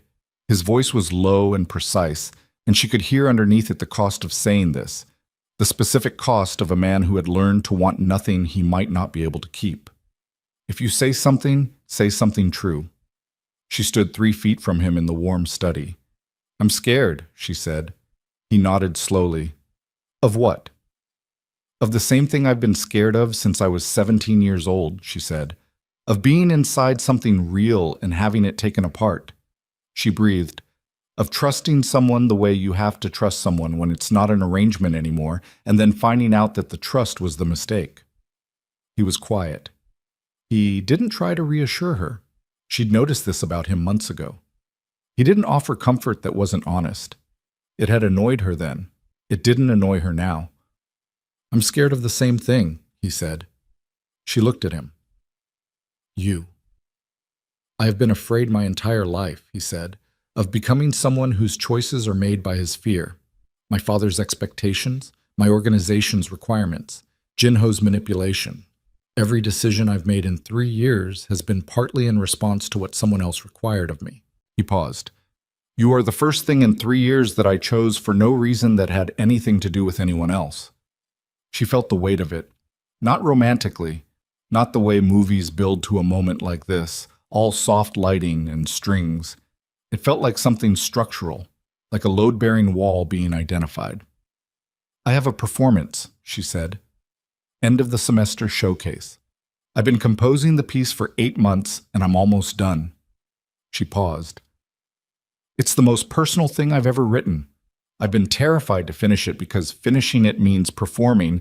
It means putting it in front of people, and it's mine, she said, completely. And I'm terrified of what it means if I put something completely mine in front of people and they... She stopped. And they see it, he said. Yes. He crossed the 3 feet of space between them. He didn't touch her. He stood close enough that she could see the precise dark of his eyes and the exhaustion underneath the control, and the something else underneath, that which had been there for months, and which she had been cataloging without letting herself name. Finish it, he said. I'm working on it. Finish it, he said again, and perform it, and I will be there. She looked at him. You might be in Seoul. I'll be back. You don't know that. No, he said. I don't. The honesty of it hit her harder than certainty would have. She reached up and put her hand against his jaw. Not a gesture she'd planned, not a thing she'd prepared, just her hand against the line of his face, and she felt him go very still under her touch, the way a person goes still when they're trying not to frighten something they've been waiting a long time for. "Go to Seoul," she said. "Tell your father the truth. Come back." He turned his face slightly into her hand, just slightly. A millimeter's movement barely visible, the most undefended thing she'd seen him do. "Naomi," he said. "I know," she said. "I know." She lowered her hand. She stepped back. She picked up her bag from the chair, and he let her, because he understood the same thing she understood, that tonight was not the night for more than this, that they were both still standing in the rubble of 6 weeks of controlled distance, and what came next needed to be built more carefully than the thing they'd taken apart. She went home. She sat at the keyboard until 3 in the morning and finished the third movement completely and started the fourth, and the music came the way it comes when you've stopped fighting the truth of what you're writing. Soul happened the way impossible things happen, suddenly and with finality. Min-jae left Friday. He sent her a single text at 4 a.m. from the airport. She saw it when she woke at 7. The exam certificate goes to Stein's office Monday morning. Don't let them lose it. She almost smiled. She texted back, "Come back." He didn't respond. The next 9 days were the longest she'd had since moving to this city. She finished the composition. All 4 movements, the fourth resolving in a way that surprised her, not the triumphant ending she'd planned since September, but something quieter and more certain, a melody that understood what it was without needing to announce it. She played it through twice, recorded it, sent the recording to Professor Ellison with a note that said she was ready to schedule the showcase performance. Ellison responded within an hour. "This is it, Naomi. This is the one." She sat with that for a long time. Priya found her in the kitchen at noon, staring at her phone with the specific expression of someone who has received good news and doesn't know what to do with it without someone to tell. "Play it for me," Priya said. She played it, all the way through. Priya sat on the couch and listened with her eyes closed, and when it finished she was quiet for a long moment, and then she said, "Who is this piece about?" "It's about me," Naomi said. Priya opened her eyes.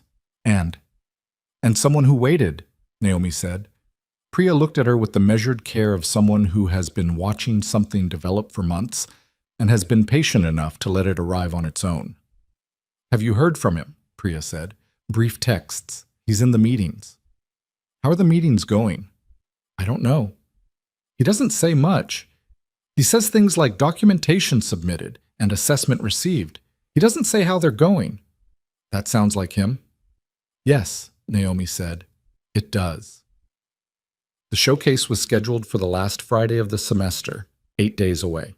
She rehearsed every day, not obsessively, but with the focused intention of someone who has decided to trust the work. She rehearsed until the piece lived in her hands completely, until she could play it in any emotional state and it remained true. On the 5th day of Min-jae's absence, he called instead of texting. She answered on the second ring. "How is it going?" she said. He listened. A pause on the line, the faint distance of international connection. For the first time in my life, my father sat across from me and listened without deciding what I was going to say before I finished saying it. She sat down on the edge of her bed. "What changed?" "I don't know exactly. He's older, I think." He stopped. "I think he's been waiting for me to come back and say something true for 3 years, and I kept sending reports instead." "What did you say?" "I told him about the degree, the exam, what it meant to build something that was mine." A pause. "I told him about the arrangement and what it had become." Her breath went shallow. "What did he say?" "He asked what kind of music you write." Another pause. "I told him extended orchestral form with non-Western harmonic influence."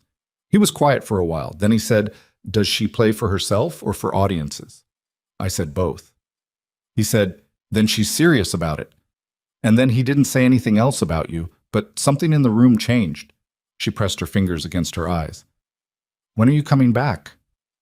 "The review concludes tomorrow. I'll fly out Thursday morning." Thursday. 1 day before the showcase, She did the math. You'll land late Thursday, he said. I know about the showcase Friday.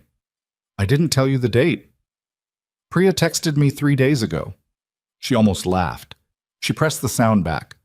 Of course she did. Naomi. His voice had shifted, lower, quieter, the way it sounded in the study at 1 in the morning when the control had eased.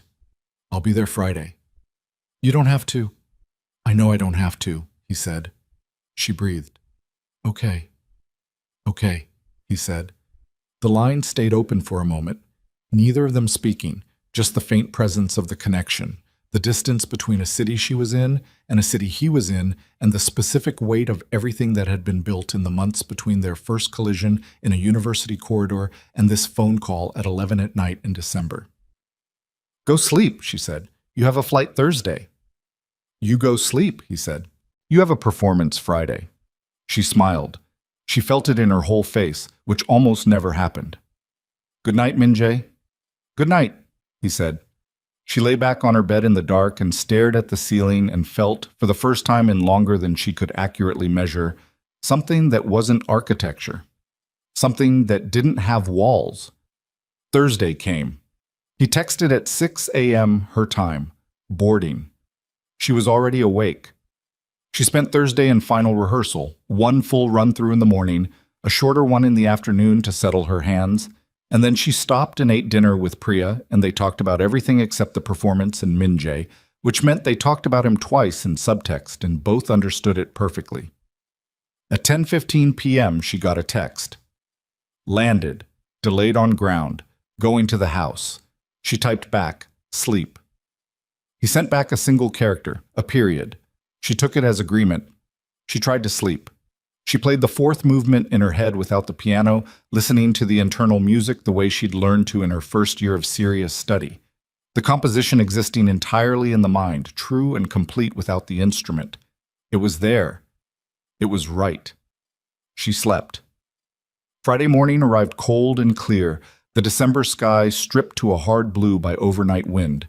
She dressed carefully, not for appearance but for performance, the physical ritual of preparation that her body understood as signal. She ate. She warmed her hands. She ran scales for 30 minutes, not because she needed to, but because scales were the clearest language her hands knew, and she needed clarity. Priya drove her to the performance hall at 4 o'clock. The showcase started at 7. There were 6 performers. She was 4th. She had 3 hours. She used them. At 6:45, standing in the backstage corridor, in the hall that smelled of old wood and rosin and the particular electricity of a space filling with audience, she checked her phone. No text from Minjae. She put her phone away. She breathed through the cold knot in her sternum, the one that lived there before every performance, the one she'd learned to treat as signal rather than warning. The first 3 performers went. She listened from the wings. Good work. Serious work. The kind of program that made her proud to be in the same department. At 7:58, she walked to the side of the stage and looked out into the hall. The seats were full. The audience was that specific pre-performance quiet, expectant, contained. Faculty in the front section, students and guests behind. Professor Ellison in the 3rd row. A few faces she recognized from the program. Priya in the 7th row, center, who had saved the seat beside her with her coat. The seat beside Priya was empty. She looked at it for 3 seconds. She looked at the door at the back of the hall. Then the stage manager said her name and she walked out. The piano was a Steinway Concert Grand, the hall's best instrument, and she sat down at it and the bench height was right, and the keys were cool under her hands, and she looked out at the audience and every face in the room disappeared into the general dark, the way it always did from a lit stage. She adjusted the bench, she placed her hands, she took one breath. She looked at the door at the back of the hall. It opened. He came in fast, still in his travel clothes. Dark coat, the exhaustion of a transatlantic flight visible from 20 yards. And he stopped just inside the door, scanning the room, and Priya stood up from her seat and waved once with her whole arm. And he moved toward her and sat down in the empty seat just as Naomi watched him settle, and Priya pulled her coat from between them with the efficiency of someone who had planned this precisely. He looked at the stage. He found her. She was already looking at him. He gave her nothing with his face, no gesture, no nod, Just the same steady, complete attention across the length of the concert hall, the same quality of seeing that she'd been learning to read for months, and had only recently understood was the most honest thing about him. She put her hands on the keys, and she played. The first movement came out exactly as she'd written it, precise, a little guarded, the melody introducing itself carefully, establishing its territory before trusting the room. The audience was with it. She could feel that without looking. The second movement opened up, broader, with the Korean pentatonic elements woven through the harmonic structure in a way that surprised even her when she heard it in the room rather than in her head. The third movement was the one she'd finished the night of the study session, the night of the review summons, the night she'd understood something about herself without being ready to name it. It came out true. Every bar of it came out true. She moved into the fourth. The fourth was the one she'd finished alone at 3 a.m. when Min-jae was somewhere in the air between Seoul and here. The one that resolved not triumphantly, but with the quiet certainty of something that understood what it was.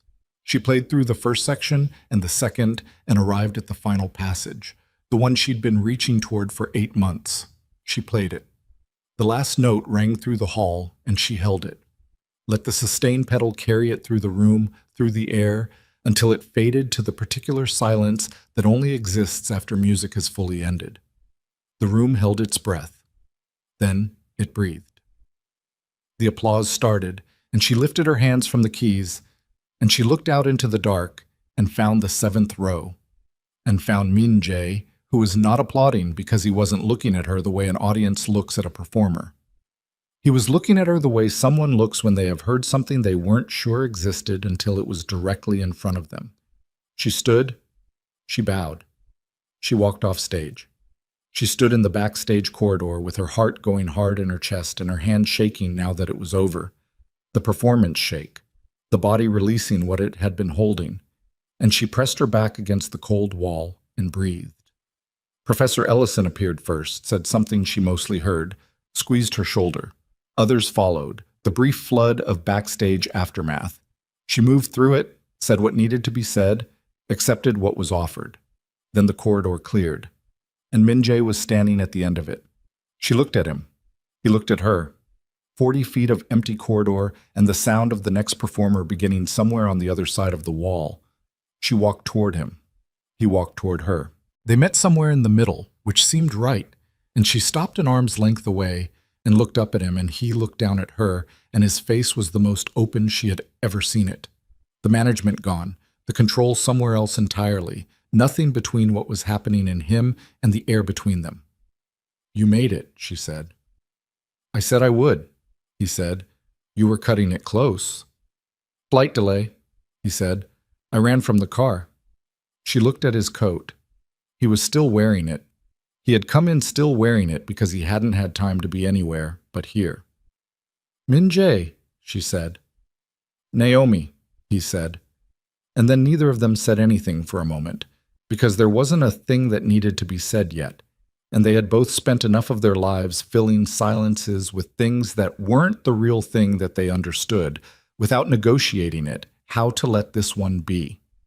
His hand came up, found her face the way her hand had found his in the study, deliberate and careful and entirely unplanned. His thumb traced the line of her cheek, and his eyes didn't leave hers, and the backstage corridor held still around them. "The 4th movement," he said quietly. "Yes," she said. "It was about..." "Yes," she said. He exhaled. It was the most human sound she'd heard from him in 5 months.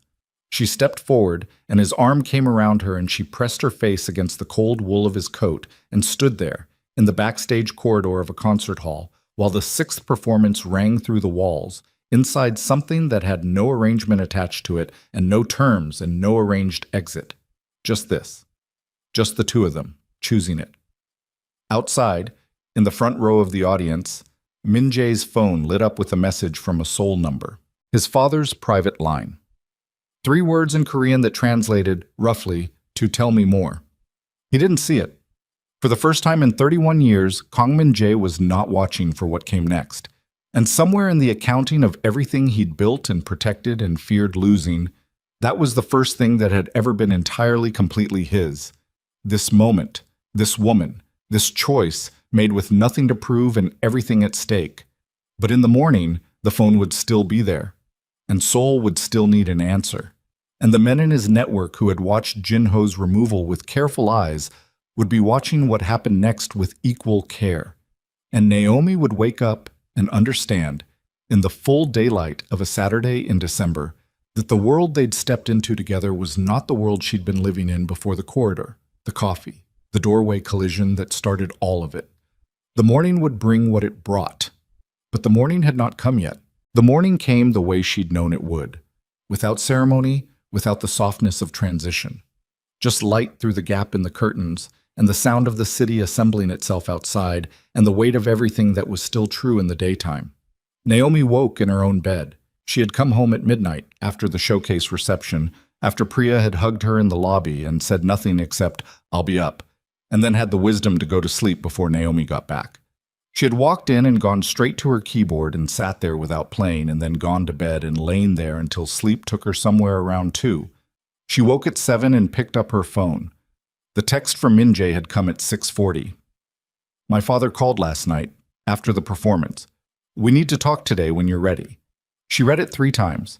Then she got up, made coffee, and sat at the kitchen table with both hands around the mug and let the 7 words, "We need to talk today when you're ready," settle into her. Priya appeared at 7:30, looked at her face, and sat down. "Tell me," Priya said. "I don't know yet," Naomi said. "His father called last night. After the performance." "Yes." Priya poured her own coffee. She sat with it. She didn't offer interpretations, which was the most useful thing she could have done. "Whatever he says today," Priya said eventually, "you already did the thing." "What thing?" "You finished the piece. You performed it, in front of a full room, completely exposed, nothing protecting you." Priya looked at her steadily. "Whatever else happens, you did that. That part is already yours." Naomi looked at her mug. "I know. I just wanted to say it out loud," Priya said, "in case today gets loud." They drank their coffee. Outside, the December Saturday was pale and cold and entirely indifferent to the weight of what was moving through it. She texted Minjae at 9. "Ready when you are. Come here if that's easier." He arrived at 10:15. He knocked rather than ringing the bell, which was how she knew he understood that this was her space and that he was entering it with awareness. She opened the door. He was in different clothes than the night before. He'd gone home, changed, but the transatlantic exhaustion was still on him, the kind that sleep can reduce but not erase in a single night. He looked at her. She looked at him. The corridor between them was not the concert hall. There were no acoustics, no distance, no performance-shaped frame to hold them apart. "Come in," she said. She made him coffee without asking whether he wanted it. He sat at the kitchen table, the same table she'd been sitting at for the past 2 hours, and she set the mug in front of him and sat across from him and waited. He put his hands around the mug. He looked at it. "My father saw the showcase program," he said. "Someone photographed it and sent it to him. Your name, the piece title, the program notes." A pause. "He read your program notes." She had written 2 paragraphs for the showcase program. Professional information, composition intent, the harmonic framework she'd used. She'd written them 3 weeks ago and had not thought about them since. "What did he say?" she said. "He called me while I was in the corridor after I found you." He looked up. "I didn't see it until I got home last night. I called him back at midnight Seoul time." "And?" He set the mug down. "He asked me if I'd been honest with him in Seoul. I said yes." He was quiet for a long time. "My father uses silence the way other people use words. He always has." Then he asked if you knew what you'd stepped into. She breathed slowly. "What did you tell him?" "I told him you walked into it with your eyes open and that you'd made every decision freely and that the only reason our arrangement had developed into anything beyond its original terms was because you refused to be managed." Something moved at the corner of his mouth. The almost smile, the one she'd been cataloging since October. He was quiet again. Then he said, "She sounds like your grandmother." Naomi looked at him. "Is that good?" "My grandmother," Minjae said, was the only person my father has ever admitted to being afraid of. He paused. Yes, it's good. She sat with that for a moment. Outside, a car passed. The refrigerator made its low hum. The apartment held its ordinary Saturday morning sounds around this conversation that was anything but ordinary. What does the review decision look like? She said. He's not withdrawing the review, Min-jae said. He told me last night that the review stands Gi 2 more weeks of assessment period, but he also said something he's never said to me before. He stopped. His hands moved slightly on the table, a small gesture she'd learned to read as him finding his way through language that was unfamiliar territory. He said, "You've been building something. I want to see what it is." She stared at him. "That's different from what you described." "Yes," he said. "It is." "What changed?" He looked at her directly. "I don't know completely. I think—" He stopped again. "Started differently. In Seoul, I showed him the exam result, the academic certificate. He looked at it for a long time and then he said, 'Why does this matter to you?' And I told him the truth, that I needed one thing in my life that I built without his name opening the door. He didn't respond, but when I was leaving, he said, 'Your mother would have appreciated that.'" The room was very quiet. "Your mother," she said carefully. "She died when I was 9, he said. My father has said her name to me 4 times in 22 years. That was the 5th. He looked at the coffee mug. "He's not a man who changes, but I think something in him, some very small thing, shifted in that meeting. I don't know what to do with it yet." "You don't have to do anything with it yet," she said. He looked up. "It's new," she said. "You let it be new. You don't have to have a framework for it in the first 48 hours. He studied her. "Is that what you do?" "With new things." She thought about the composition, the months of fighting the 4th movement, the night she'd stopped fighting it. "No," she said. "I usually try to manage it immediately and then exhaust myself and then eventually let it be what it is, but I'm working on the other way." The corner of his mouth again, more than usual this time. She looked at it and looked away. "There's something else," he said. She stilled. "Jin-ho," he said. "The documentation he sent my father. My father read it, all of it." He paused. "There was a section that I wasn't expecting. He'd done research on you. Jin-ho had, before he sent the package to Seoul." She felt the cold settle into her, the specific cold that comes from understanding that you've been observed without knowing it. "What kind of research?" she said. "Background." Min-jae's voice was careful. "Academic records? Personal history? He found—" He stopped, looked at her with an attention that was not clinical, not evaluating, just present.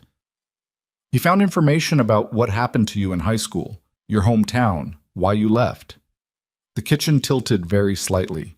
She hadn't spoken about this to anyone outside of the specific conversation she was thinking of right now. The one she hadn't had yet. The one she'd been carrying the components of since she was 17 years old.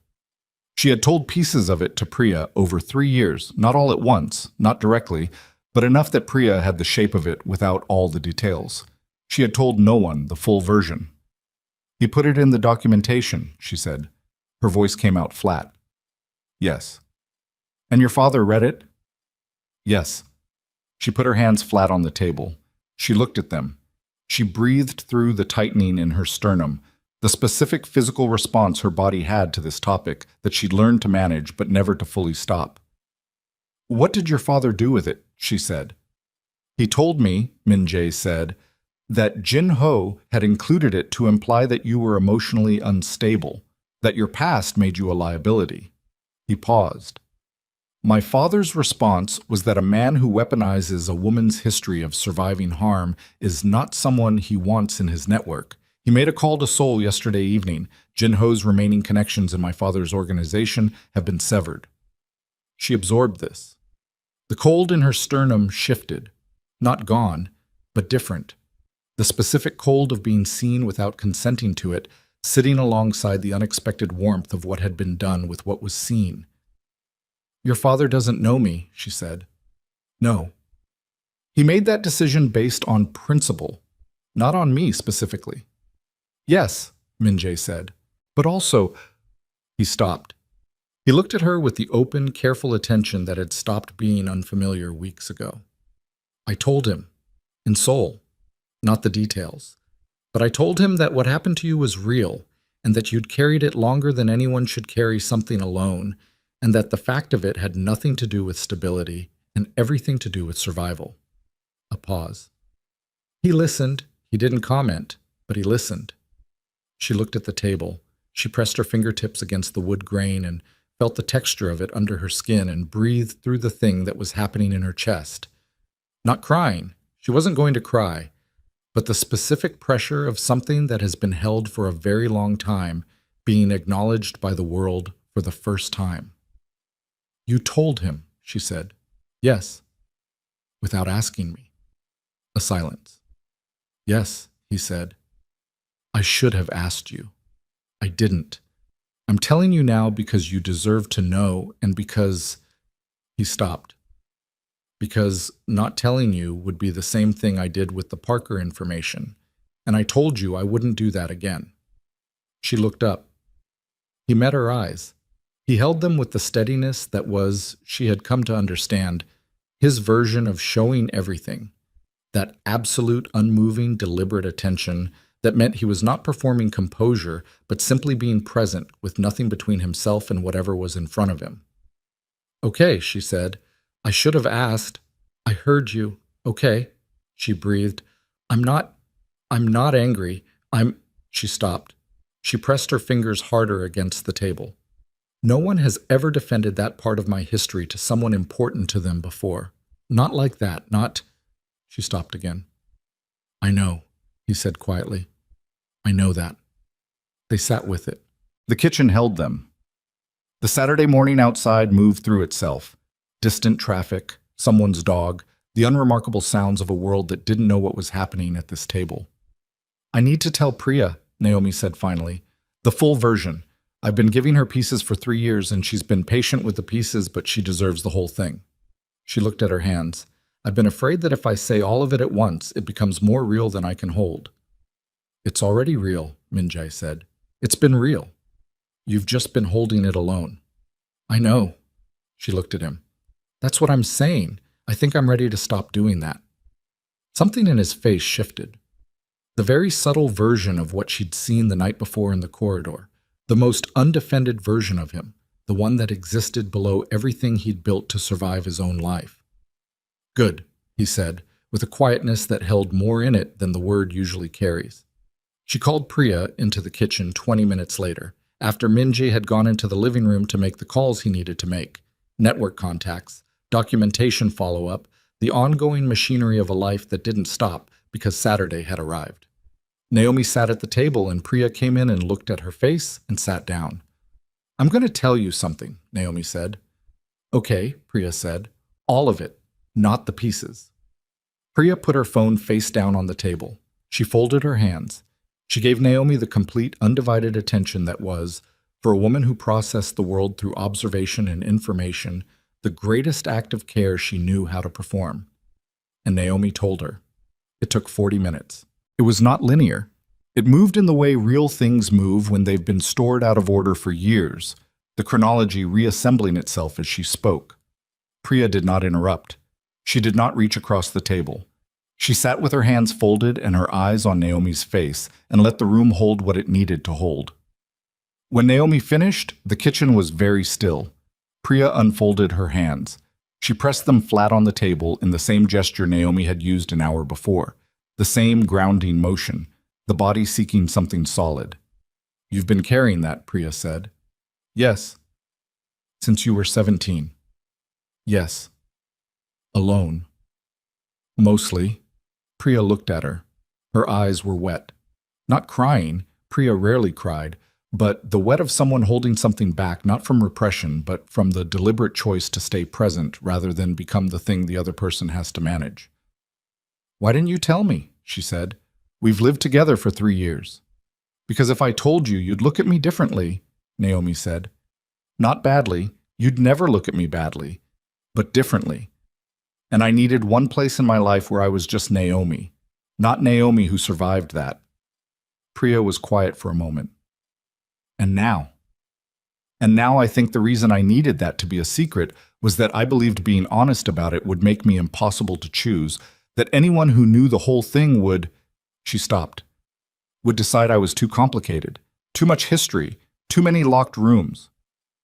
And she thought about Min Jae in Seoul, telling her history to his father without framing it as damage. She thought about his father's response. She thought about this man in her living room right now, making the calls that kept his empire running, who had sat across from her in a library for months and had never once treated her like someone who needed to be protected from her own life. And I think I was wrong, she said, about what honesty costs. Priya reached across the table and put her hand over Naomi's. She held it there without saying anything. The gesture was plain and human and entirely sufficient. I'm angry, Priya said finally. At me? At 17 years ago, Priya said. At whoever made you believe that the thing that happened to you was something to be ashamed of instead of something that was done to you. She squeezed Naomi's hand once. And I'm angry it took me 3 years to earn enough of your trust to hear it. I know it's not about me, Priya said. I'm not making it about me. I'm just being honest that it hurts a little, and then I'm putting that aside, because what matters is that you told me, and that's what counts. She looked at her directly. Are we okay? We're okay, Naomi said. We're better than okay. Priya let go of her hand. She picked up her coffee.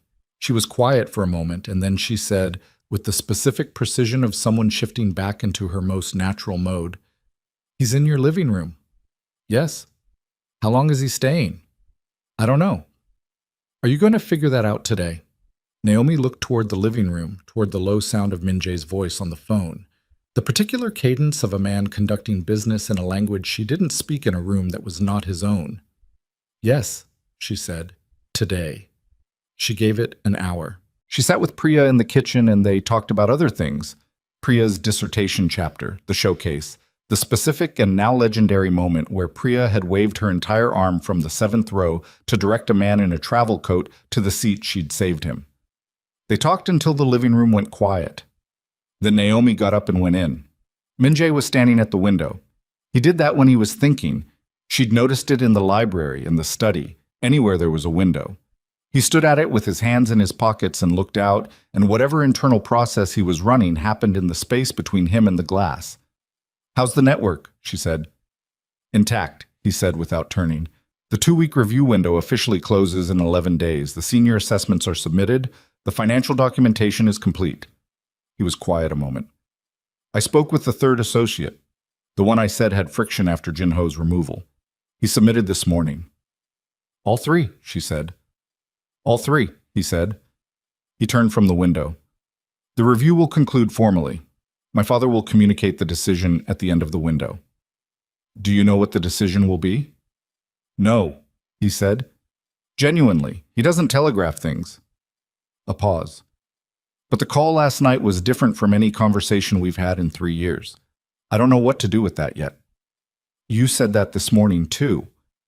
I'm saying it again because it's still true. She crossed the room and stood beside him at the window. Below, the street held its Saturday. A woman with a stroller, 2 men outside the coffee shop 3 doors down, a delivery truck double-parked with its hazards going. The perfectly unremarkable life of a city that had no idea what was happening up here on the 2nd floor. There's something I haven't told you, she said. He waited. What happened to me when I was 17, she said. You told your father the shape of it. I'm telling you the whole thing. He turned to look at her. She didn't look back. She kept her eyes on the street below. You don't have to. I know I don't have to, she said. I'm choosing to. And she told him. She told it the same way she'd told Priya. Not linearly, not cleanly, but honestly. She told him about the teacher. The high school in a small city where everyone knew everyone and the knowing was the trap. The months of it. The moment she'd tried to report it and what had happened instead. The institution's movement to protect itself. The quiet pressure applied to her family, the specific and efficient way a system can make a 17-year-old girl understand that the cost of her truth is too high to pay. She told him about leaving, about arriving in this city for university with the deliberate intention of building a life where no one had access to the original. She told him about the composition, how the fourth movement had been the thing she'd been unable to write for 8 months because it required her to write something honest about herself. And honesty about herself had been the thing she'd been rationing so carefully for 6 years. She told him about the night she finished it. She stopped. She was still looking at the street below. Her hands were steady. Her voice had been steady throughout, which surprised her. She'd expected it to cost more in the physical sense, the shaking and the tight chest, the body's grammar of distress. Instead, she felt, at the end of it, something adjacent to the feeling after a performance. The specific emptiness that isn't hollow, but open. The space where the held thing used to be. Min-jae had not spoken. She turned to look at him. His face was not what she expected. She had expected the controlled stillness, the managed attention. Instead, he looked like a man who had received something and was simply in the presence of it, not processing it into usefulness, not framing a response, just holding it the way you hold something you understand is not yours to fix. "I'm sorry," he said. 2 words, quiet, direct. Not the apology that asks for something in return, not the apology that functions as transition, just the acknowledgement that what happened to her was wrong and that he understood the weight of it. "I know," she said. "The teacher," he said. "Don't," she said. He looked at her. "Whatever you're thinking about doing," she said. "Don't. That's not what I need from this conversation." A long pause. She could see him put something away. Not dismiss it, but place it somewhere out of the room for now. "Okay," he said. "I need you to know," she said. "That's all. I spent 6 years deciding who got to know that part of me. You're the first person outside of that city that I've told completely." She looked at him. "That's what I need you to understand." He looked at her steadily. He didn't perform what he felt. He never did. But she could read him now in the way she'd learned to read difficult music, the meaning in what wasn't notated, the feeling in the space between the marked notes. "I understand," he said. She nodded. She turned back to the window. He stayed beside her. They stood like that for a long time, the street below moving through itself, the two of them at the window of her apartment on a December Saturday. And she felt the thing that had no name, the thing that had been growing in the library and the study and the backstage corridor and the kitchen this morning, settle into something she could identify. Not the terrifying version, not the version that required her to run toward it or away from it or manage it carefully, just the version that was real. The version that had always been going to be real once she stopped constructing alternative explanations for it. "What happens now?" she said. "I don't know exactly," he said. "The review concludes in 11 days. "Yes. And after that?" "After that, my father's decision either changes the operational structure or it doesn't," he said.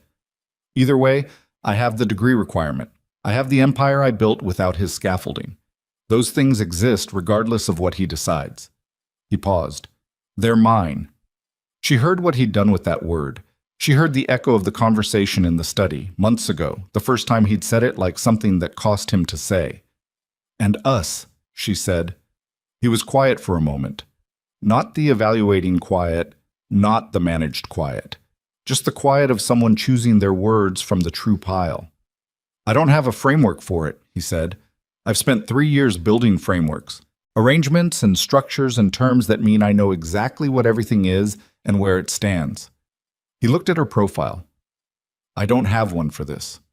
"Neither do I," she said. "That—" He stopped. "Terrifying?" she offered. "Yes," he said. She turned to look at him. He was looking at her with the open, careful attention that she had cataloged for months, and only recently stopped being afraid to meet directly.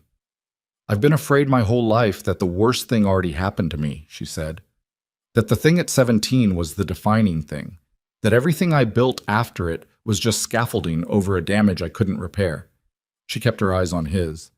"I don't think that anymore." "When did that change?" he said.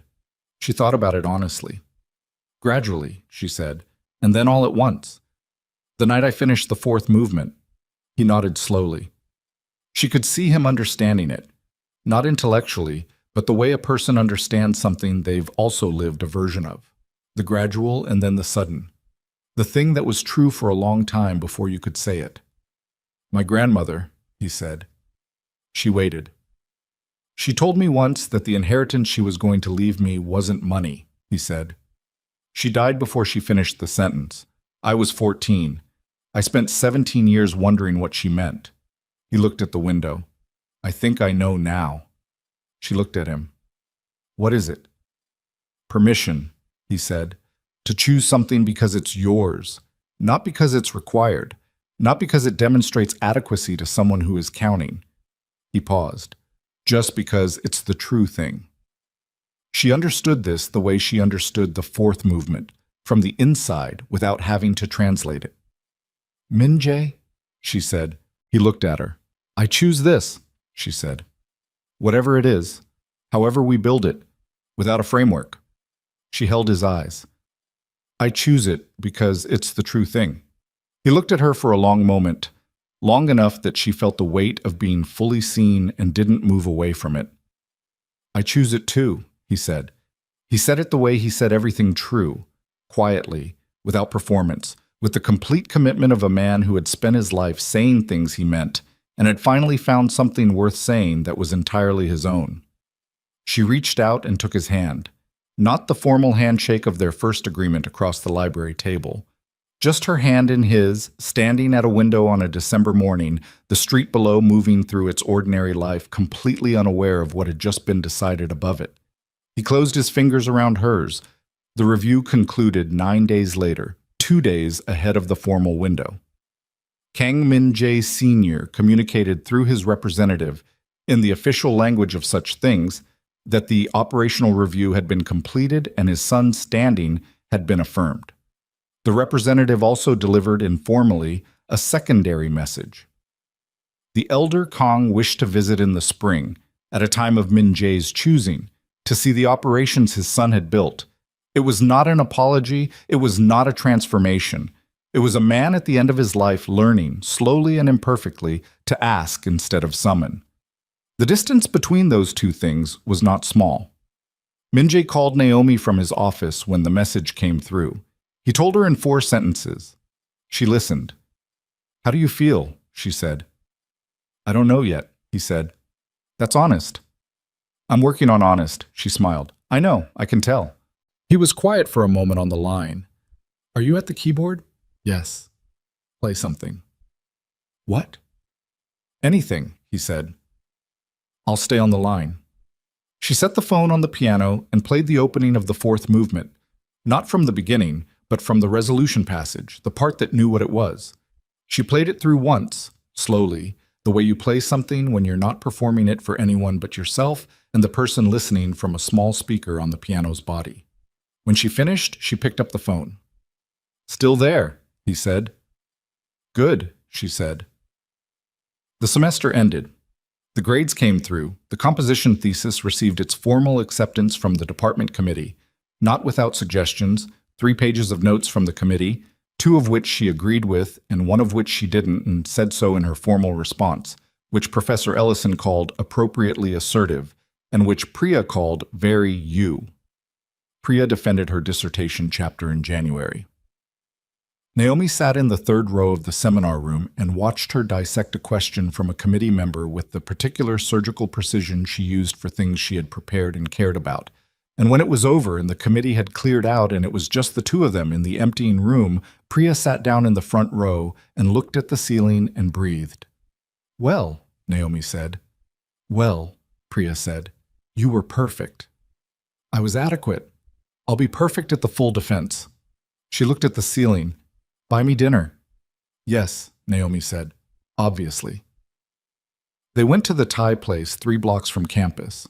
They ordered too much food and talked about Priya's research and the next chapter and the composer residency application Naomi had submitted in December and was waiting to hear about and the general shape of the next 6 months. They talked about the future the way people talk about it, when the present has become stable enough that the future feels like something you can look at. How are things? Priya said, at the point in the evening when they were past the food and into the tea. Good, Naomi said. Actually good. Specific. Specific good, she agreed. We're figuring it out. What it looks like when it's not an arrangement. And it's different, she said. There's no structure holding it, which is terrifying, and also, she stopped. Also, Priya prompted. Also, it turns out that's what I always wanted, she said. Something with no terms, something that's just chosen every day without a contract. Priya looked at her with the expression she used when something confirmed something she'd known for a while. You sound like the fourth movement, she said. Naomi looked at her. That resolution passage, Priya said. The way it ends. Not with a bang, just settling. Into the right note. She picked up her tea. That's what you sound like. Naomi thought about that. She thought about the 8 months of fighting the piece, the night she stopped fighting it, the morning after the showcase, standing at her kitchen table with both hands around her coffee mug, waiting for a text. She thought about Minjae's hand closing around hers at the window. Yeah, she said. Okay, that's fair. The residency letter came in February. An acceptance, a summer program, 12 weeks in a studio with access to a full orchestra for 3 recording sessions. She called Minjae first. He answered on the second ring. She told him. Congratulations, he said. Without qualification. She laughed. Without qualification, she said. That's a high bar for you. I'm raising my bar, he said. You said I needed work on the pleas. I've been working on the pleas. You have, she said. It's improved. His father came in April.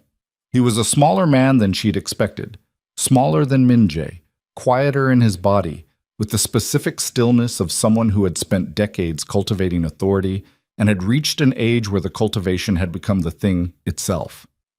He arrived with 2 associates and checked into a hotel rather than the residence, which Minjae told her meant he was defining the visit as formal, which was how he managed his own discomfort with the informal. Naomi met him on the second evening. Minjae had told her she didn't have to, had told her twice, had been very clear that whatever happened with his father was not a test she was required to pass. She went anyway. Not for Minjae's benefit, because she had spent 6 years avoiding rooms that felt like they had something to prove, and she was done with that particular habit. They had dinner at a restaurant that had the specific quality of being chosen by a man who understood that the right environment was the one that didn't call attention to itself. The 4 of them, Minjae, his father, Naomi, and the elder Kong's primary associate who served in a function Naomi didn't ask about, ate in a private room and spoke in the mix of English and Korean that the table required. Minji's father asked her about the composition. He asked with the directness of someone who had decided that small talk was a waste of the time he had left, which she found she respected. She answered directly. He asked about the residency. She told him. He was quiet in the way Minjae was quiet, the processing quiet, the weight-bearing quiet. Near the end of the meal, the elder Kong said to her, in the formal, considered English of someone who had learned it as a professional tool and used it precisely, My son tells me you refuse to be managed. She looked at him. Yes. He means this as a compliment, the elder Kang said. I know, she said. I took it as one. The elder Kong looked at his son. Something passed between them. Not warmth exactly, not the warmth of a healed relationship, because some things don't heal, they simply scar and the scar becomes functional. But the recognition of men who have stopped pretending to be something they're not to each other. The elder Kang looked back at her. The piece you performed, he said. My son described the final movement. He's heard it several times now, she said. He says it ends without resolution. It ends without the resolution I planned, she said. It ends with the resolution it found. The elder Kong considered this. He nodded once, slowly. The nod of a man who has understood something and is placing it somewhere it can be of use. The evening ended without drama. The elder Kang shook her hand when he left, formally and with the brief directness of someone for whom the gesture was complete in itself. He said nothing else to her. In the car afterward, Min Jae was quiet for a long time. She let him be quiet. She watched the city go by outside the window. The lit buildings, the December gone into spring streets, the city she had arrived in 6 years ago with a composition bag and a carefully constructed self and a very specific set of walls. He liked you, Min Jae said. He respected me, she said. That's different. From him, Min Jae said. They're the same thing. She thought about that. Is that enough? She said. He looked at her. It's more than I expected, he said honestly. From him, right now, it's more than I expected. She reached across and put her hand on his. He turned his palm up and closed his fingers. The city moved past the windows. The residency starts in June, she said. I know. 12 weeks. I know. We'll figure it out, she said. Yes, he said. We will. She believed him. Not because the future was clear. It wasn't. It never would be. The world they were building together had too many variables for clarity. But because she had learned, in the months between a university corridor and this car on an April night, that the difference between a framework and a choice was not security. It was courage. She had been mistaking one for the other for a long time. She leaned her head back against the seat. His hand was warm in hers. Outside the city, her city now, fully, in a way it hadn't been when she arrived, held its million separate lives and asked nothing of any of them. She thought about the fourth movement, about the resolution it found instead of the one she planned, about the note that ended it, not triumphant, not declarative, just certain, the sound of something that knew what it was. She thought she understood, finally, why it had taken 8 months to write. She had needed to become it first.